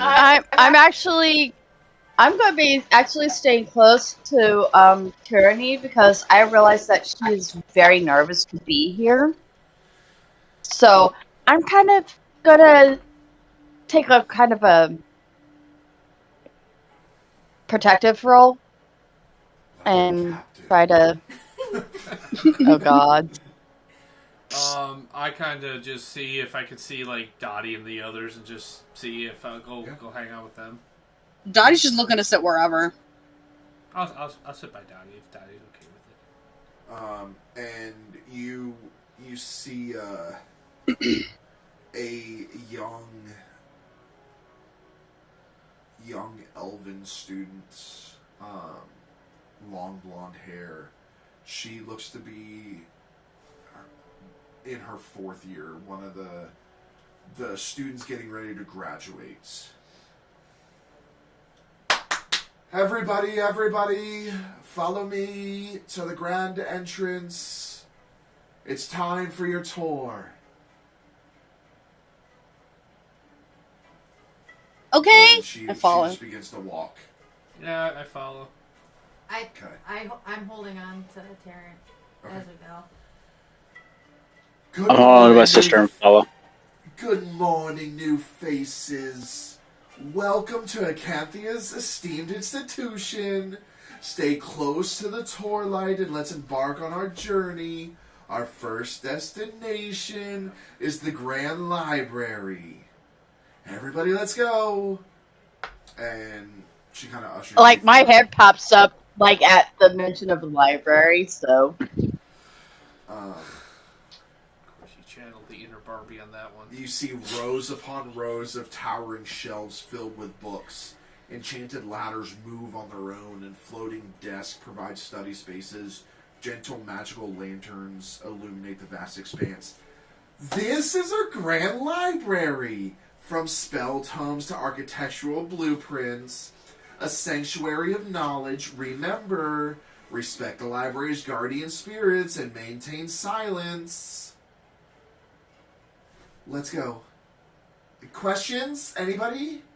Who You have to be this upbeat. This is the greatest academy in Acanthia. So why wouldn't I be? And I'm about to graduate and be assigned to somewhere amazing, I'm sure. My question is, who are the guardian spirits of the library? Oh, the guardian spirits, they were put here from the beginning, to just make sure that nobody steals any books, nobody is in here after curfew. And yeah, if you're caught in here and you're caught stealing something, then they may kill you. I'm just kidding. They'll just put you in the infirmary. Let's go. Let's move on. And I whisper to Dottie, whatever you do, don't be late with your books. I don't really read books. I don't know how to read. I barely know how to read. Vast open fields bordered by tall trees. To one side, students engage in hand-to-hand combat. Archery targets line in another section, and a separate enclosed area vibrates with magical energies from dueling mages. This is the outdoor training grounds. This is the heartbeat of our academy. Warriors, mages, all honing their skills. Safety is paramount, so always train under supervision. Any questions? No, good. Let's move. Let's keep moving. You see covered stalls with an array of tools and equipment. Sparks fly from a blacksmith's forge. Builders sketch intricate designs, and alchemists with swirling potions catch the eye. This here is Artisan Alley. Here, hands and hearts craft wonders. Reserve your spot early, though, especially during the project season. Any questions? No. No touching. You're a great, Gurney. lively bunch. You look like you're being forced to say all this. Maybe, but this is the extra credit I need to graduate, so let's keep moving. I'm proud of you. Thanks, at least somebody is, because my parents aren't. Do you know what the What the fuck? You see a verdant greenhouse teenage Yeah. life. Exotic plants twist and bloom while caged creatures from fiery phoenixes to delicate fairies flutter and observe. This is our magical menagerie. No touching! This is where nature's magic thrives. Treat every creature and plant with respect. They're both students and teachers. Any questions? If we're supposed to treat these creatures with respect, why are you caging the fairies? Have you ever met a fairy? Well, Would no. you like to? Well, Yes. I can't say that I would say no. Go ahead. They're right in there. Go speak to one. Okay. I walk up. I go to, walk up and speak to first one. Cage with a fairy. And You see it floating. hello, hello, my friend. How are you? Hello. You're new here. Yes. Ah, can I have your name? I am Lunieros. You may call me Loon. Thank you. And all of a sudden, you forget your name. Hey, what's my name? Oh. My name is Luneros. You are. I Really? am. It's great to meet you. It's time to go. And they keep fluttering. I go up to talk to one. Oh, hello. Hi. May I have your name? No, Oh, why not? because I know if I give you my name, I will forget my name. Oh, you're smart. What brings you here? Just wanted to know what your name was. My name's Luneros. And I thought that guy was Lunaris. He was. Till he gave me his name. Oh, he didn't know about how tricky Fae are. No, he's stupid. Well, it was nice meeting you. Thank you. You too.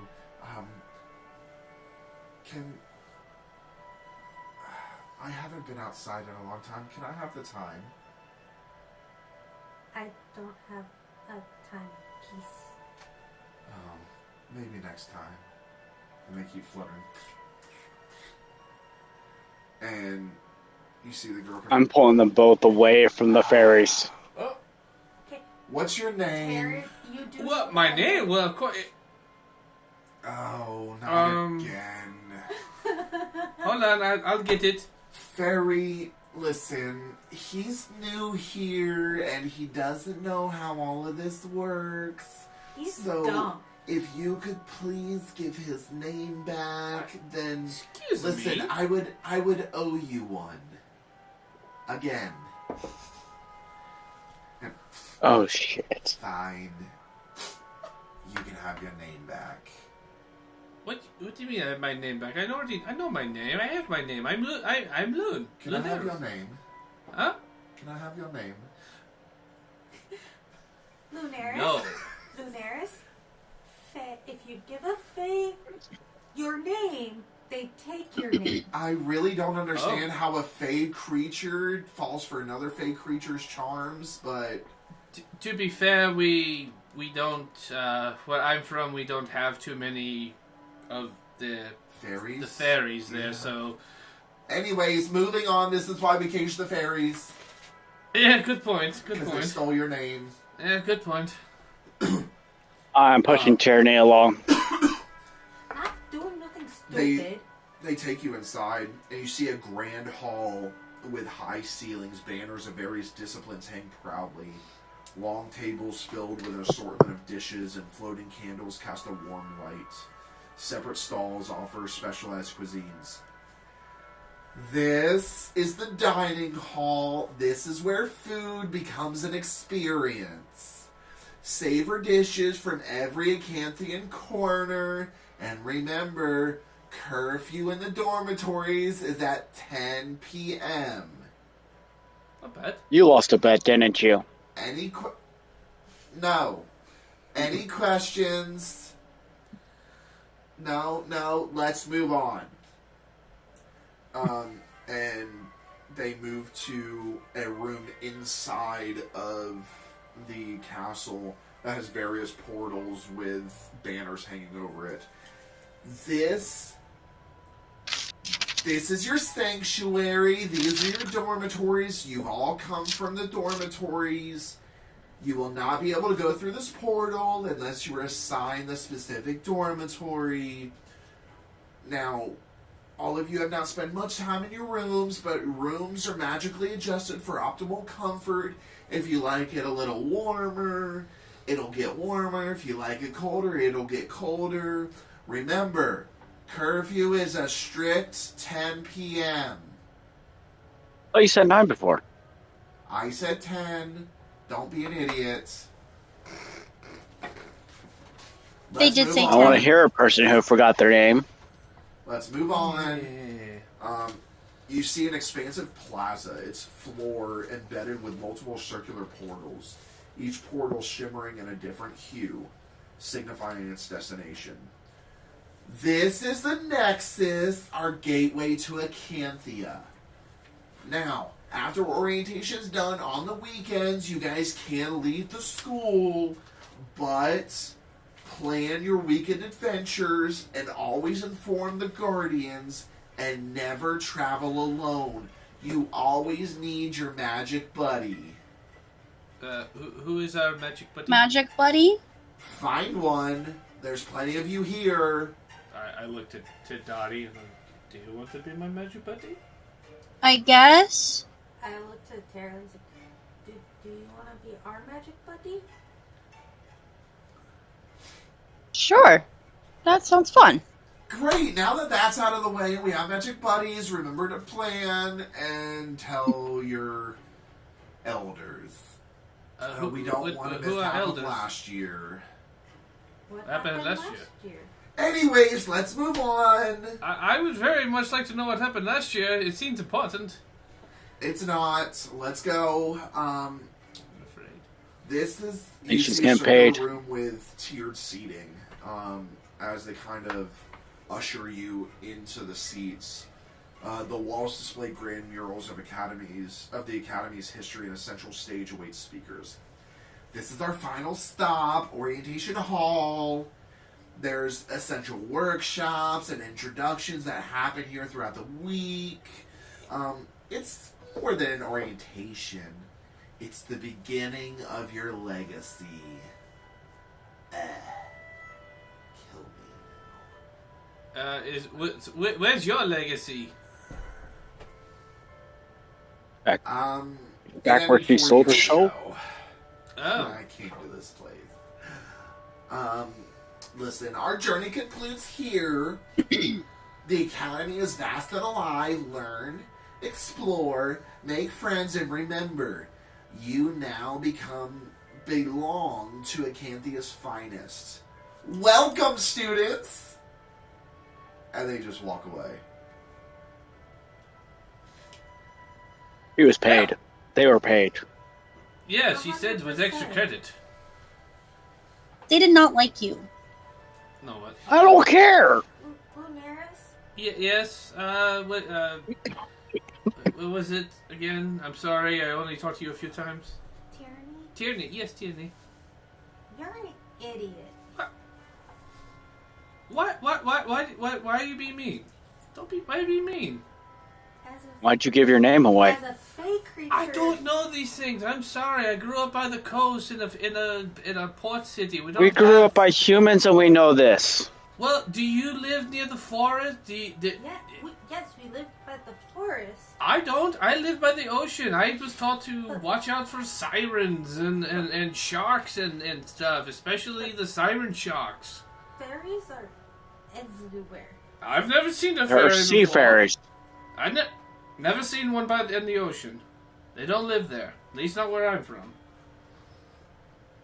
Like I said, sirens, krakens, sharks. The siren sharks. Krakens? Yeah, What kind of cracking You you? ever heard it? Siren sharks. I've never seen a Instead of kraken.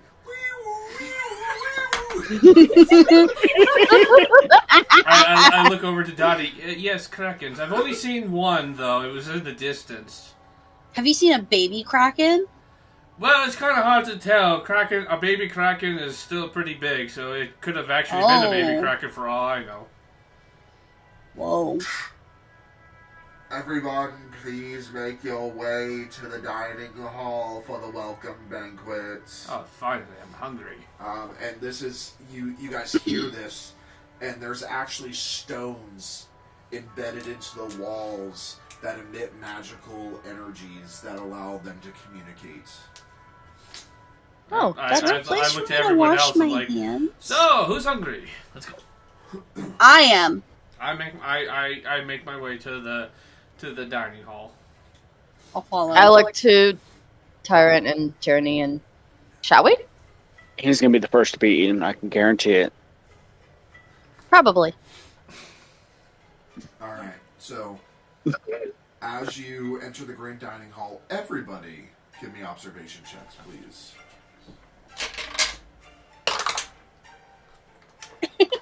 I'm going to redo that, but this one was cocked.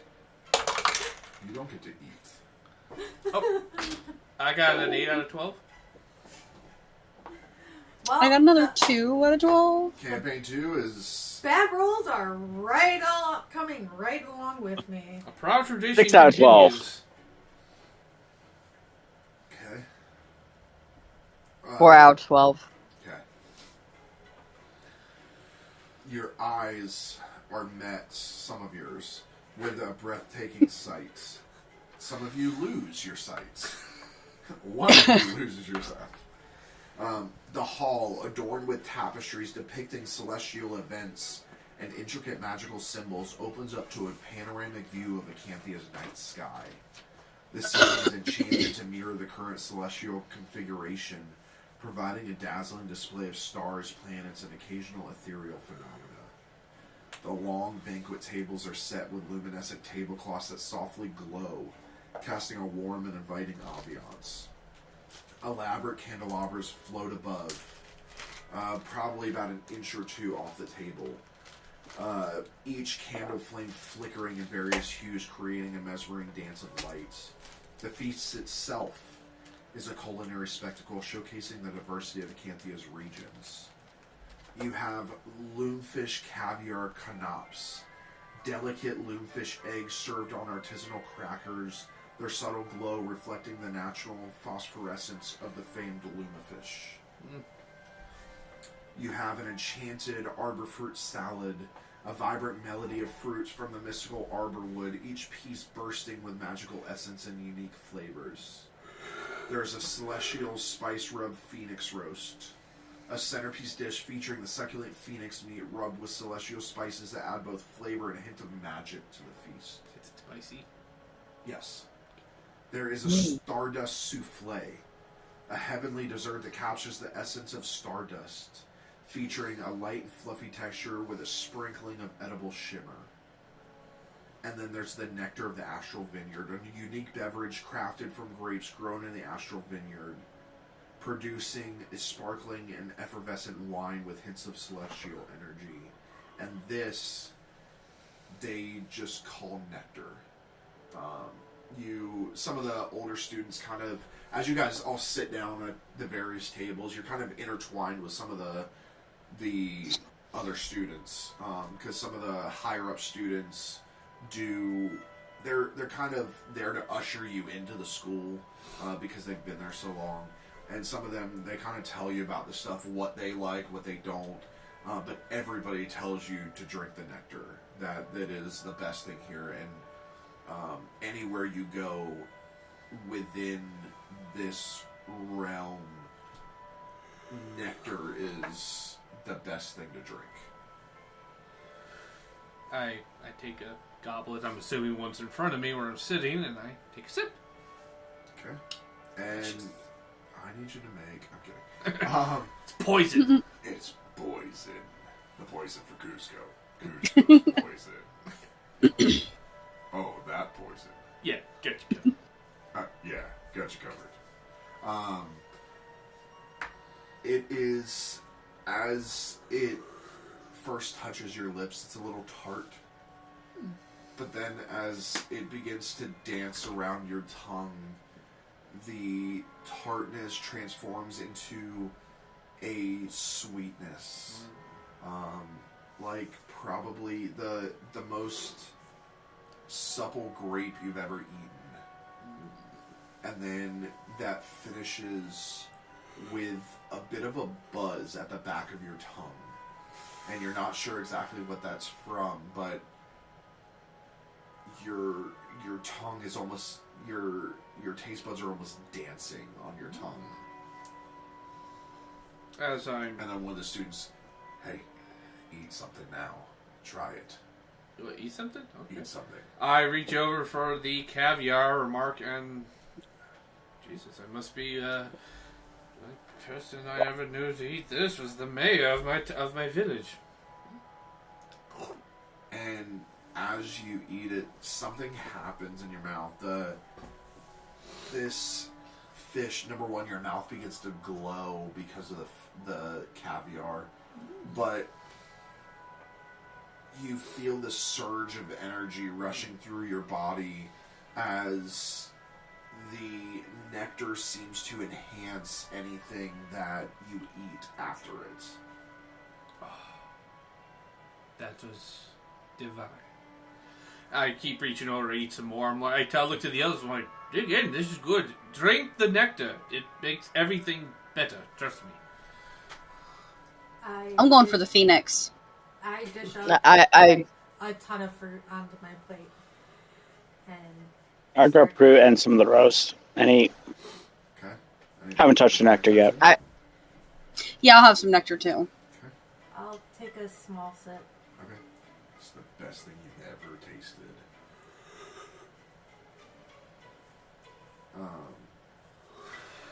Okay. So, most of you, you're all teenagers. You're scarfing down food. Oh, yeah. Especially you, Dottie, who, gods know the last time you ate a good meal. Mm-hmm. And you all see this. You see, because you all kind of sat around each other. You see Dottie just. I look over to that. I'm like, Dottie, no one's going to steal the food. You can enjoy it.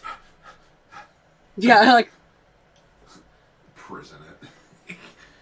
I just give him a look and then I go back to scarfing it. Okay. All right. So. I actually look at Dottie a bit concerned and... Are you... I don't mean to pry, but...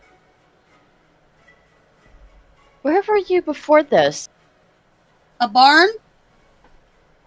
Like, you grew up in a farm? Or were you just living... So you were living in a barn on somewhere? In some hay, yeah. Your parents let you live in a barn? Oh, about that. No? I'm confused. I don't have any? Oh. Oh. I'm sorry. I didn't mean... It's okay.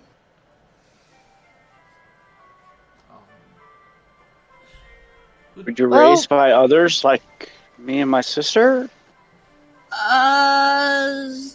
Not really. People would let me sleep in their barns and stuff.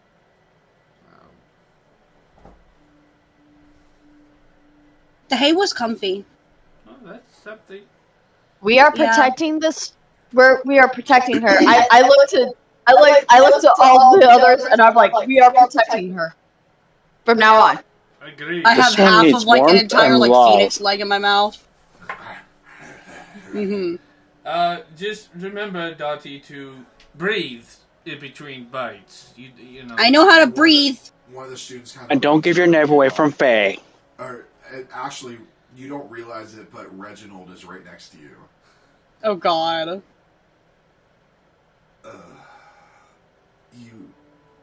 You do know that they feed us all the time, right? All the time? Yeah, like 3 meals a day and then some. You don't need to be a pig about it. Yeah, excuse me. Excuse the hell out of you, sir. I lean over I look at Taryn and I'm like, and him. I lean over and look to Richard. I'm sorry. we're not introduced. I am the nearest. Call me Lune. What's your name?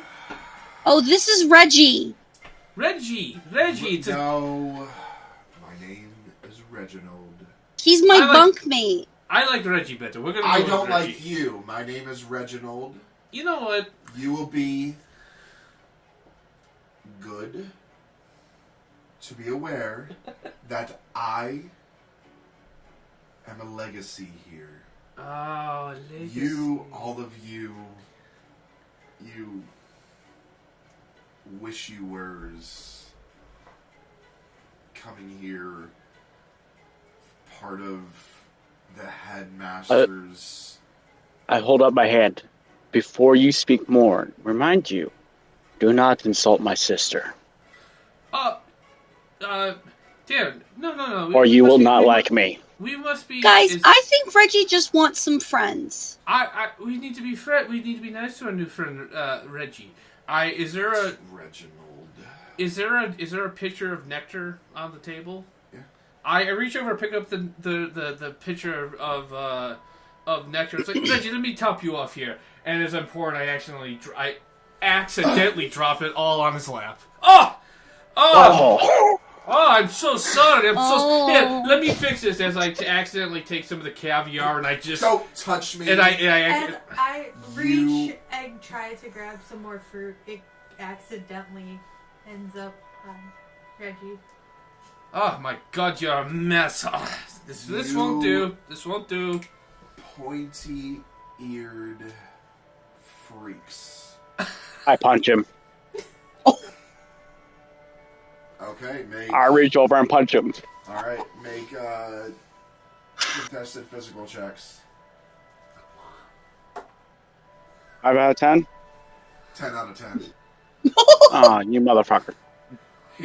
As you go to punch, he actually takes and pushes your hand away, and he backfists you right in the face. I would like to grab Reggie's arm and attempt to bite him.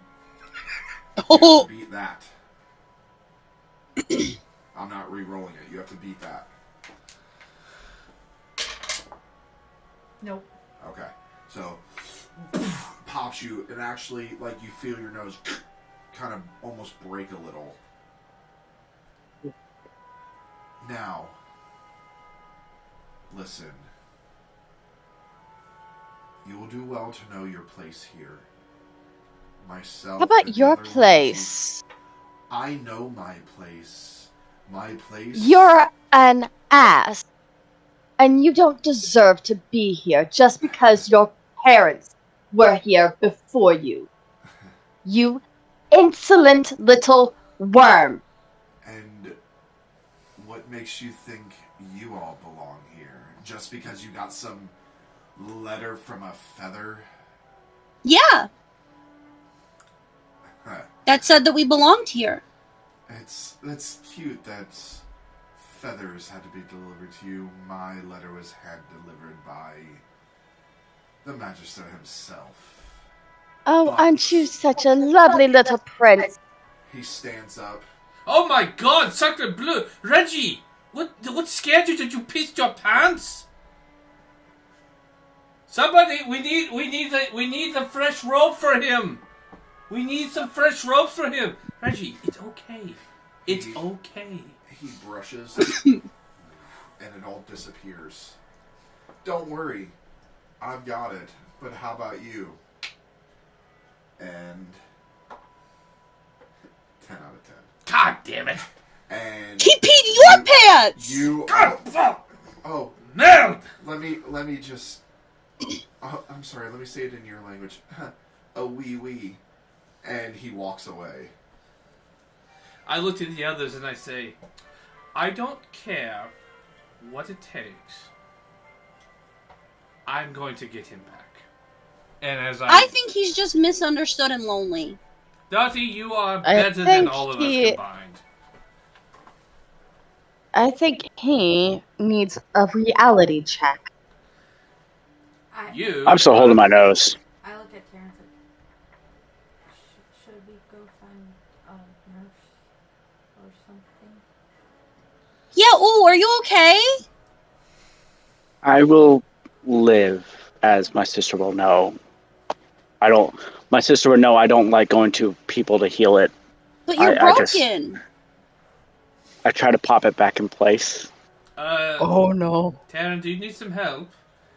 I slap away Terrence's hands. If you want to do that, it's a medicine check. Okay. No. For him, it's a medicine. But if you want to do that, your physical needs to beat his medicine. Are you going to try and pop it back in? Oh, okay. Actually, if you want her to, she can roll the medicine. It's up to you. Do you want me to roll it and then let you know what it is? No, that's not how this works. You have to choose. No offense, fam, but I'm gonna let myself do. So you can slap her hand away as you do it. 6 out of 12. Okay. Takes a little bit. Are you okay? I've done this too many times. I go back to scarfing down food. I'm surprised it's still straight. I just kind of start trying to find napkins to do this. It's like muttering myself. I'll go with Dottie. Don't listen to jerks like that. Why doesn't he like pointed ears? They're cool. It's a race thing. I found that some humans just can't accept it when that things are different. God forbid that anything put a wrinkle in their worldview, like too short of people, women with beards, and people with pointy ears. I just ignore them. Would be really bad as the dwarf is right next to him.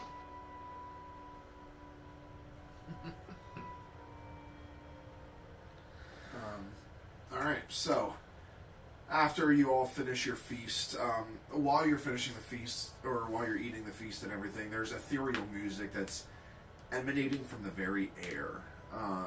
And after you finish, you are brought outside, where you gather in the courtyard for the Unity ceremony. The air is charged with anticipation as both magical and mundane students come together in celebration of shared purpose. At the center of the courtyard stands a majestic pedestal bearing the candle of unity.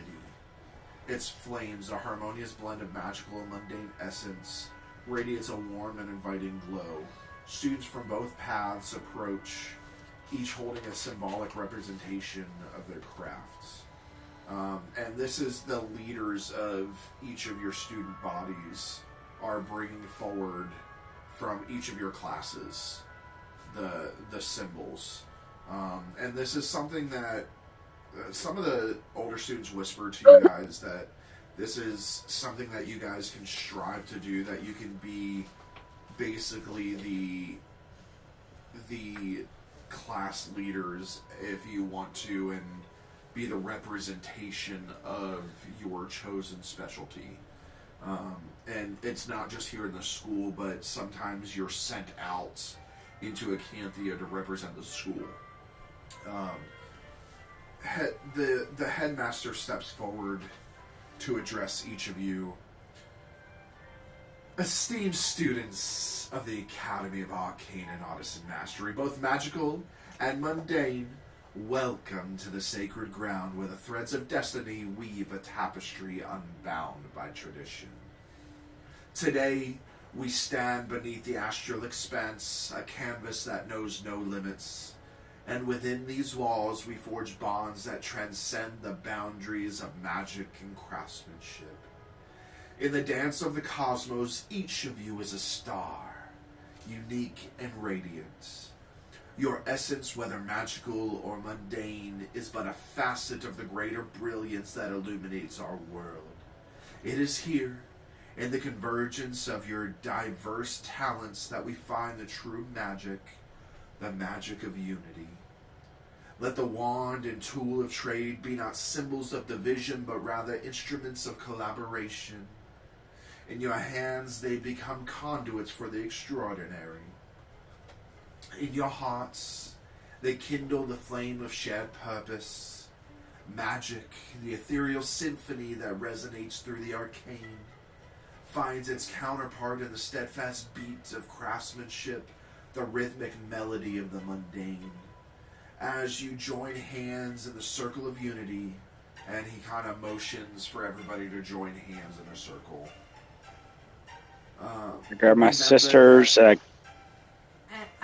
I hold on to Terrence and I grab Terrell's. Okay. I hold on. I And I guess I grab Dottie's hand if she's okay. Yeah, and just whoever else. As you join hands in the circle of unity, remember that it is the harmony of both that creates the most enchanting tunes. Our academy is a tapestry woven with threads of countless hues, each representing a unique soul, a unique path. As you stand together, may you appreciate the richness that each thread adds to the grand design. That your differences not be sources of division, but sparks that ignite the fire of understanding. So, let this candle of unity be a beacon, not just tonight, but throughout your journey here.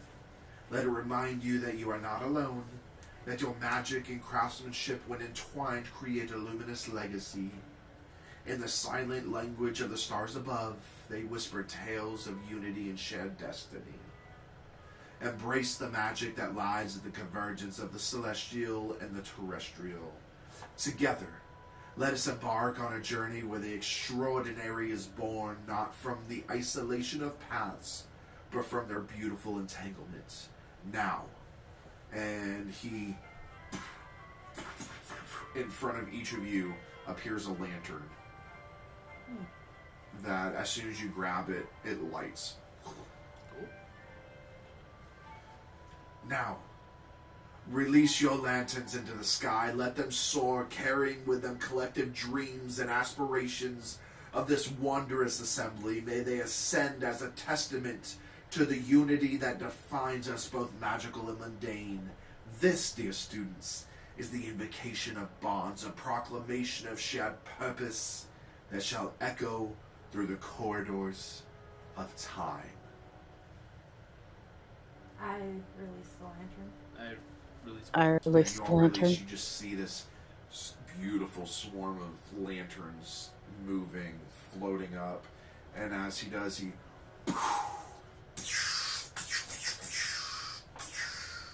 fireworks.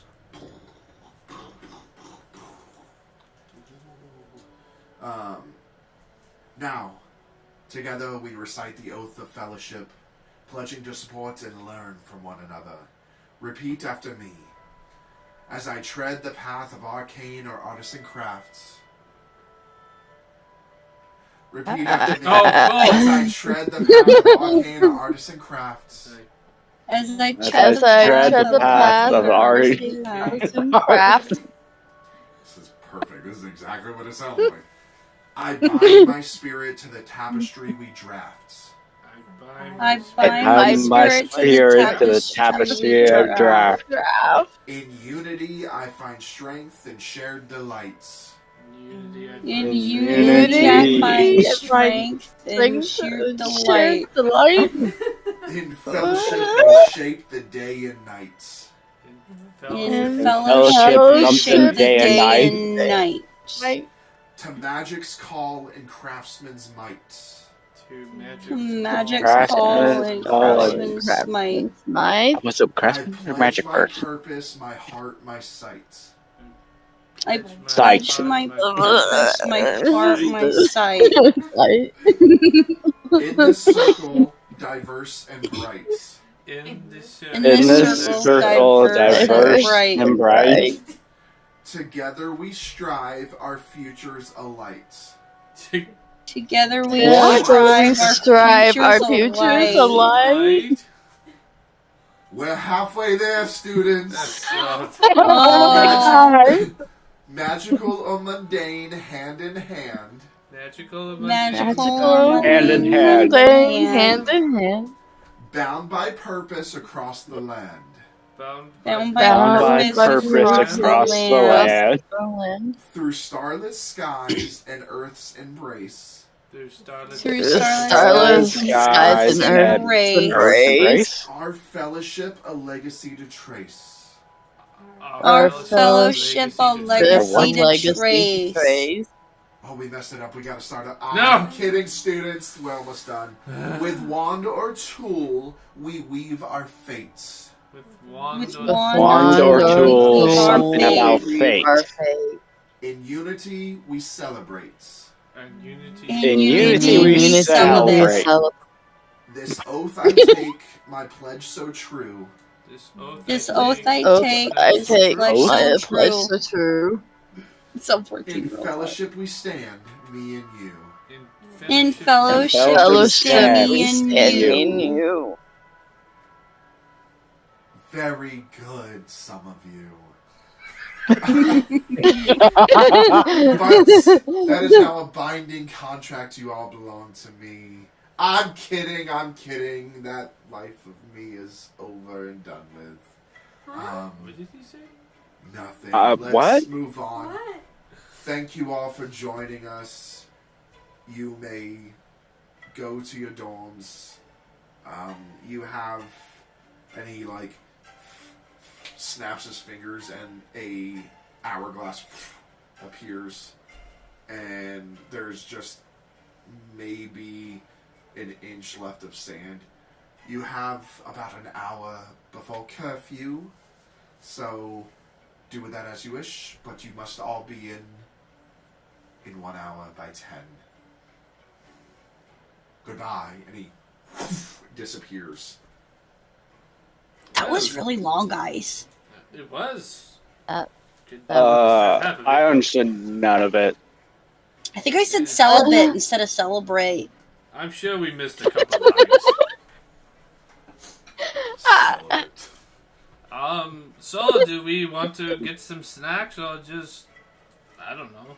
I want a bath. ate. Just You know what? Yeah, that sounds like a good idea. I think I'll go back to my house and, yes, Daddy, get ready for Are you bed. gonna be okay being in your house with douchebag? Me? Yeah. Um, No, I said daddy. Sounded like Safi. I thought you said Safi Joe. I was like, Wrong what? campaign. No, I said daddy. I'm sure I will be. I think he's just misunderstood and needs a friend. Nutty, if he does anything worse than he did today, you let one of us know. I'll bite him. He needs Okay, that works too. dick taken out of his ass. Ooh, that sounds like it hurts. No, no, Maybe that's it's why not he's sick. mean. It's not a stick, it's a cactus, and we gotta shove it up. On that note, good night, everybody. I hope to see you tomorrow in one of the classes. Yeah, bye. I kind of make my way toward the dorm. Yeah, I'm gonna go towards the dorm too. I'm gonna look for a bath. Okay. Yeah, each of you can do that. So, there are shared bathrooms. Typical. Even though this is a magical school, there's still a budget.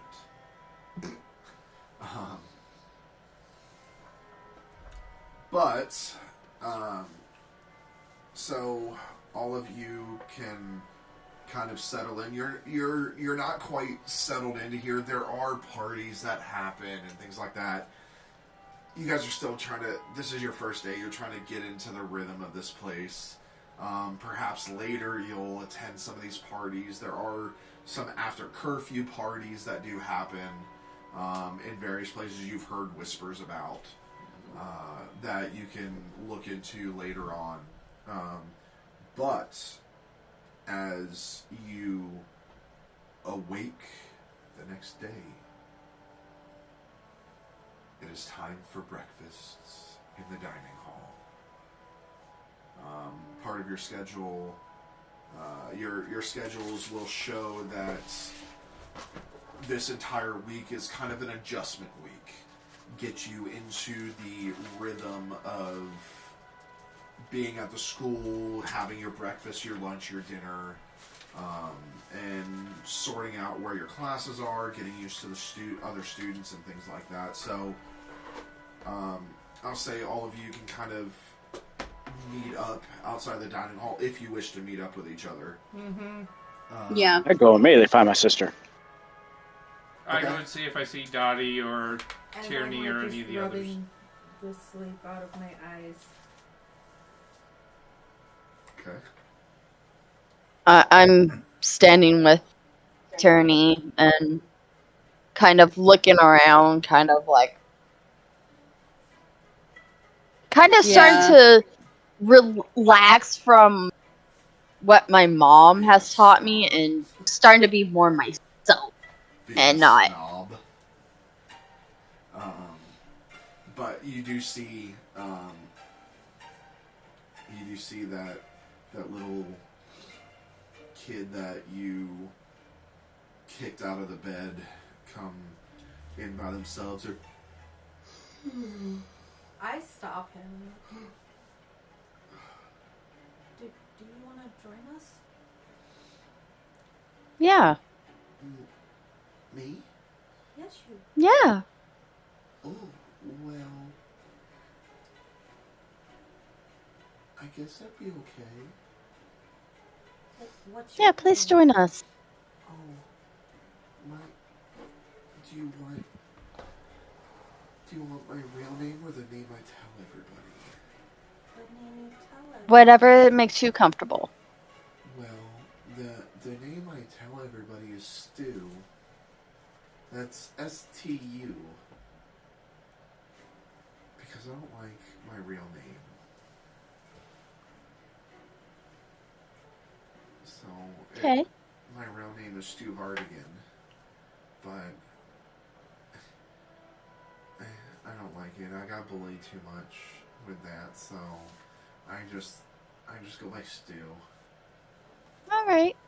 Stu, what race is Stu? He is a little gnome. He's a little gnome. You guys kicked a gnome out of bed. Yep. I walk in with a huge bed head. I walk up behind Tierney with my arms crossed. I didn't mean to. It's okay. Sorry. They're friends and they wanted to stay together, and I found another bed in the same room, so it's okay. I promise. We can all still be friends. I'm Tierney. I'm Tara Lee. Oh, you. Runt. And he has these large spectacles, like large round spectacles. You two are really pretty. Thanks. Thank you. I'm sorry. Mom says I shouldn't say my inside thoughts out loud, but sometimes it just happens. Anyways, who's hungry? I'm famished. Yeah. Yeah. Oh, who are you?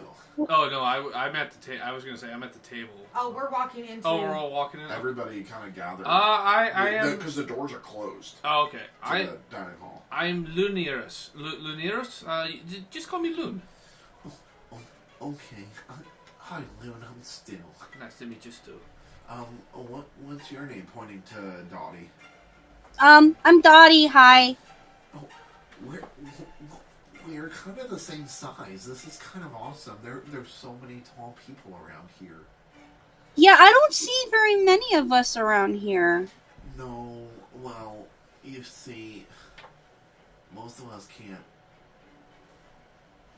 We're not liked enough to be here. Oh, But that sucks.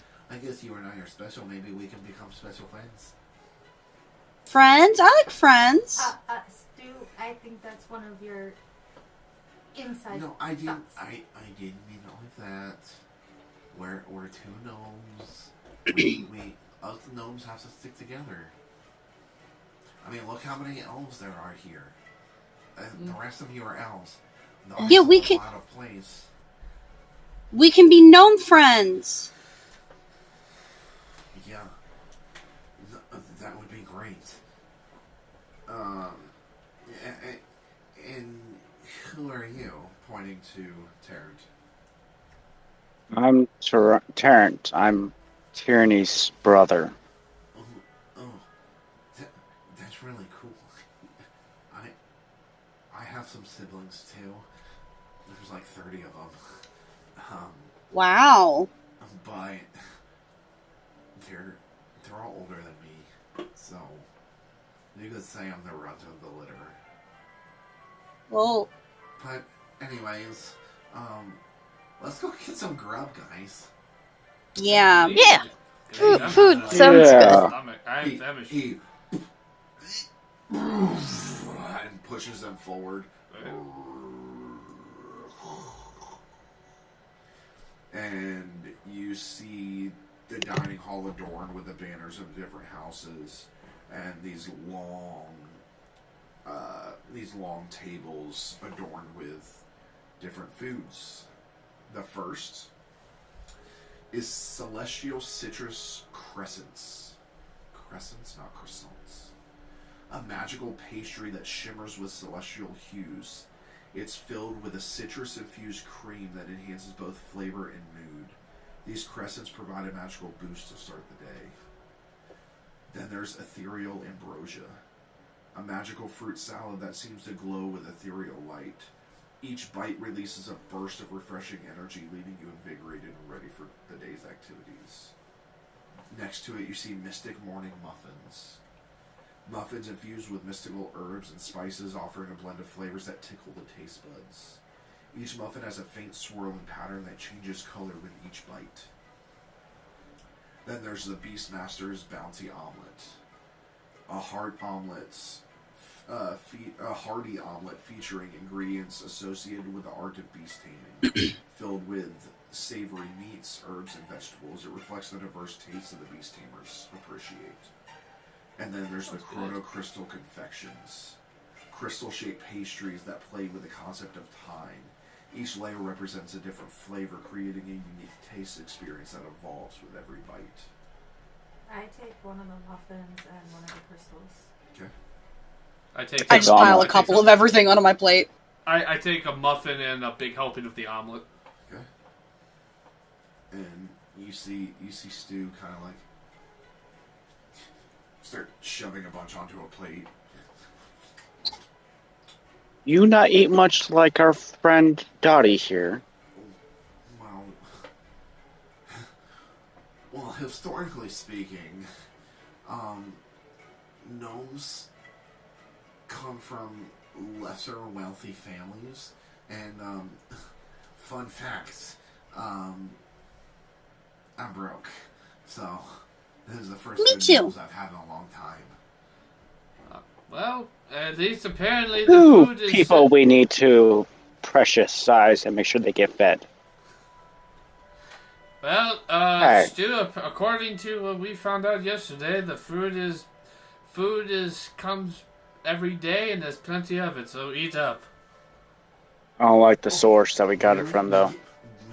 We eat like this every day. Apparently. 3 times a day. I normally eat once a day, if at all. Right? This is great. If there was I mean, I'm used to hunting for my food, but if there was a heaven, I'd be there. I mean, I'm used to most of my food being caught from the sea, but so this is actually really nice. Guys, did you hear what happens today? What? What? No. what happens? There's a career fair. Career Look, fair? isn't that exciting? I mean, what are you hoping to get out of this career fair? Well, I don't know.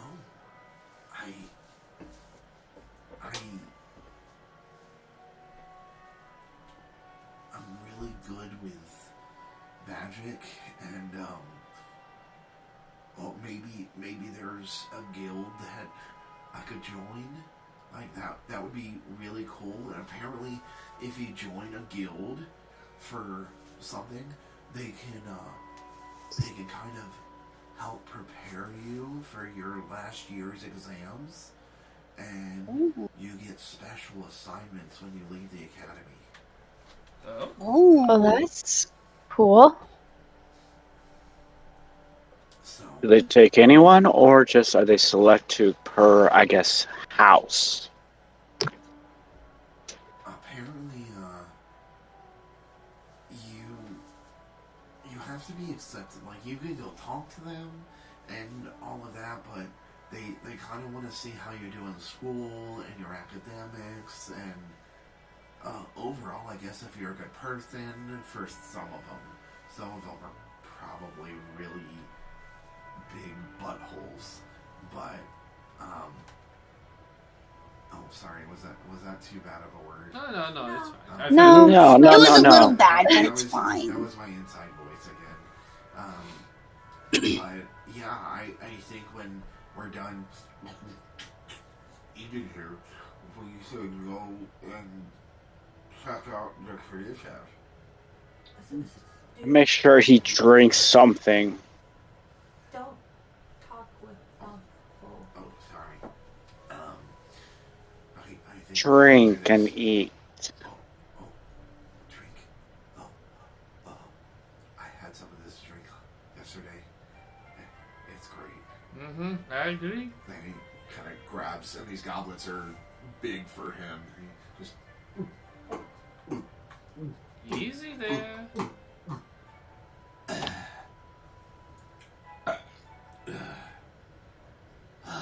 I want to do the same. I can take a small sip of my drink. shit. Oh, I, watch this. You see that? You see that little circle right there? And he points, and there's a circle, like more towards the center, like where the goblet was.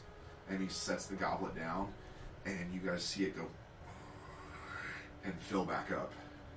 Whoa. oh, that's cool. Stu, I think you're going to be very popular when we have parties. Yeah, I did that. Watch this, and he moves the goblet, and he reaches his hand out,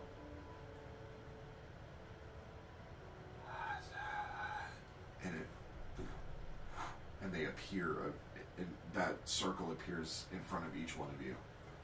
Whoa! I'm gonna put my goblet on it. Don't tell anybody. You put your goblet on it, it refills. And I want to learn how to do that. What kind of magic do you do? A little bit of everything, kind of. But Yeah. I'm really good at manipulating stuff. Ooh. It's kind of my specialty. It's kind of why I'm here. Oh. And yeah, I don't think I belong here, but apparently somebody does, because I got the letter just like the rest of you. Why don't you think you don't? I assume the rest of you got a letter and that you guys didn't sneak in here. Yeah, I got a feather. Oh, yeah. Specifically Yeah. looking at Lunaros. Mm-hmm. Are you sure you got a letter? Yes, I got a feather. Feather turned into a letter, then it's back into a feather. There doesn't look to be anything special about you. Excusez-moi. Stu, It's not very nice, Stu. just because I cannot use magic does not mean that I have nothing special about me. You want to see something cool? By all means. And he goes into his bag and pulls out a small lute, and he begins to strum. I wish the seas would dance, and it would be amazing. And you see this magical property come off of his lute and goes to one of the mugs, and the nectar begins to arc up. Whoa. And then Very impressive. yeah. I'm here. I'm here for this. They call us an elemental songster. But Well, that's cool. anyways, I think we should finish eating, and then we should go to the career fair. Yeah. Sure. Sure. If it's okay with you guys, I'll kind of stick around with you. Go. Sure. No, that's fine. I don't have any friends here, so You have us. yay. You have us. Yeah. Okay, so okay. Are we ready? Yeah. Kind of I excited. get up from the table, and before I go, I take a gulp of the nectar, and let's go. Okay. I finish my food and drink and nectar. Yeah. Yeah. Yeah, I finish up really quick. Actually take my time a bit. Well, it's okay. We can wait. I mean, this career fair is gonna be all day, so we'll wait. And you just Let's do. What do you learn to play? I play the lute as well. I was kind of born with a lute in my hand. Not literally. 'Cause Oh, that no, would no. make sense. That would be a little painful for my mom. But ever since I can remember, I've been able to play. Ah, I even write songs of my own. yeah. My grandpa taught me how to play. Oh, what's that? I'm sorry. It's regional language. My grandfather. Oh, I don't have one of those. Oh, I'm very sorry. I did, yeah. He died. Oh. Anyways, are we ready to go? Yeah. Yeah. Yes. Yeah. Okay, let's go. And he kind of hops down. The benches are a little big, so he kind of hops off and puts his loot back on his pack.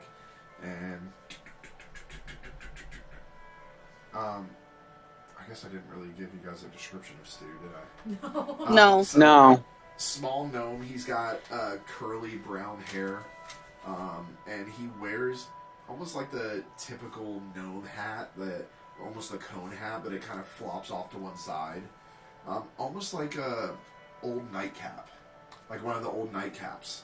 But he wears it all the time, and it's old and tattered. And he has these big round spectacles that constantly fall down. He's got to kind of readjust them. He wears semi-loose clothing. They honestly look like hand-me-downs. Like they're pretty old. But you expect with how many brothers and sisters he said he had that they probably are hand-me-downs. They look handmade. A lot of blues and greens that he wears. He does have quintessential pointed shoes that again look like hand-me-downs, and they don't look like they're made out of the softest cloth. They don't look like they're the most comfortable thing. And then he's got a small little pack on, and then he has a small little lute that was built just for him, and it actually has his name engraved in the side of it. His full name, Stu Vardigan. But he kind of put pinned a cloth to it to cover the other part of the name, so it just says Stu. And you guys follow him out. Yep. And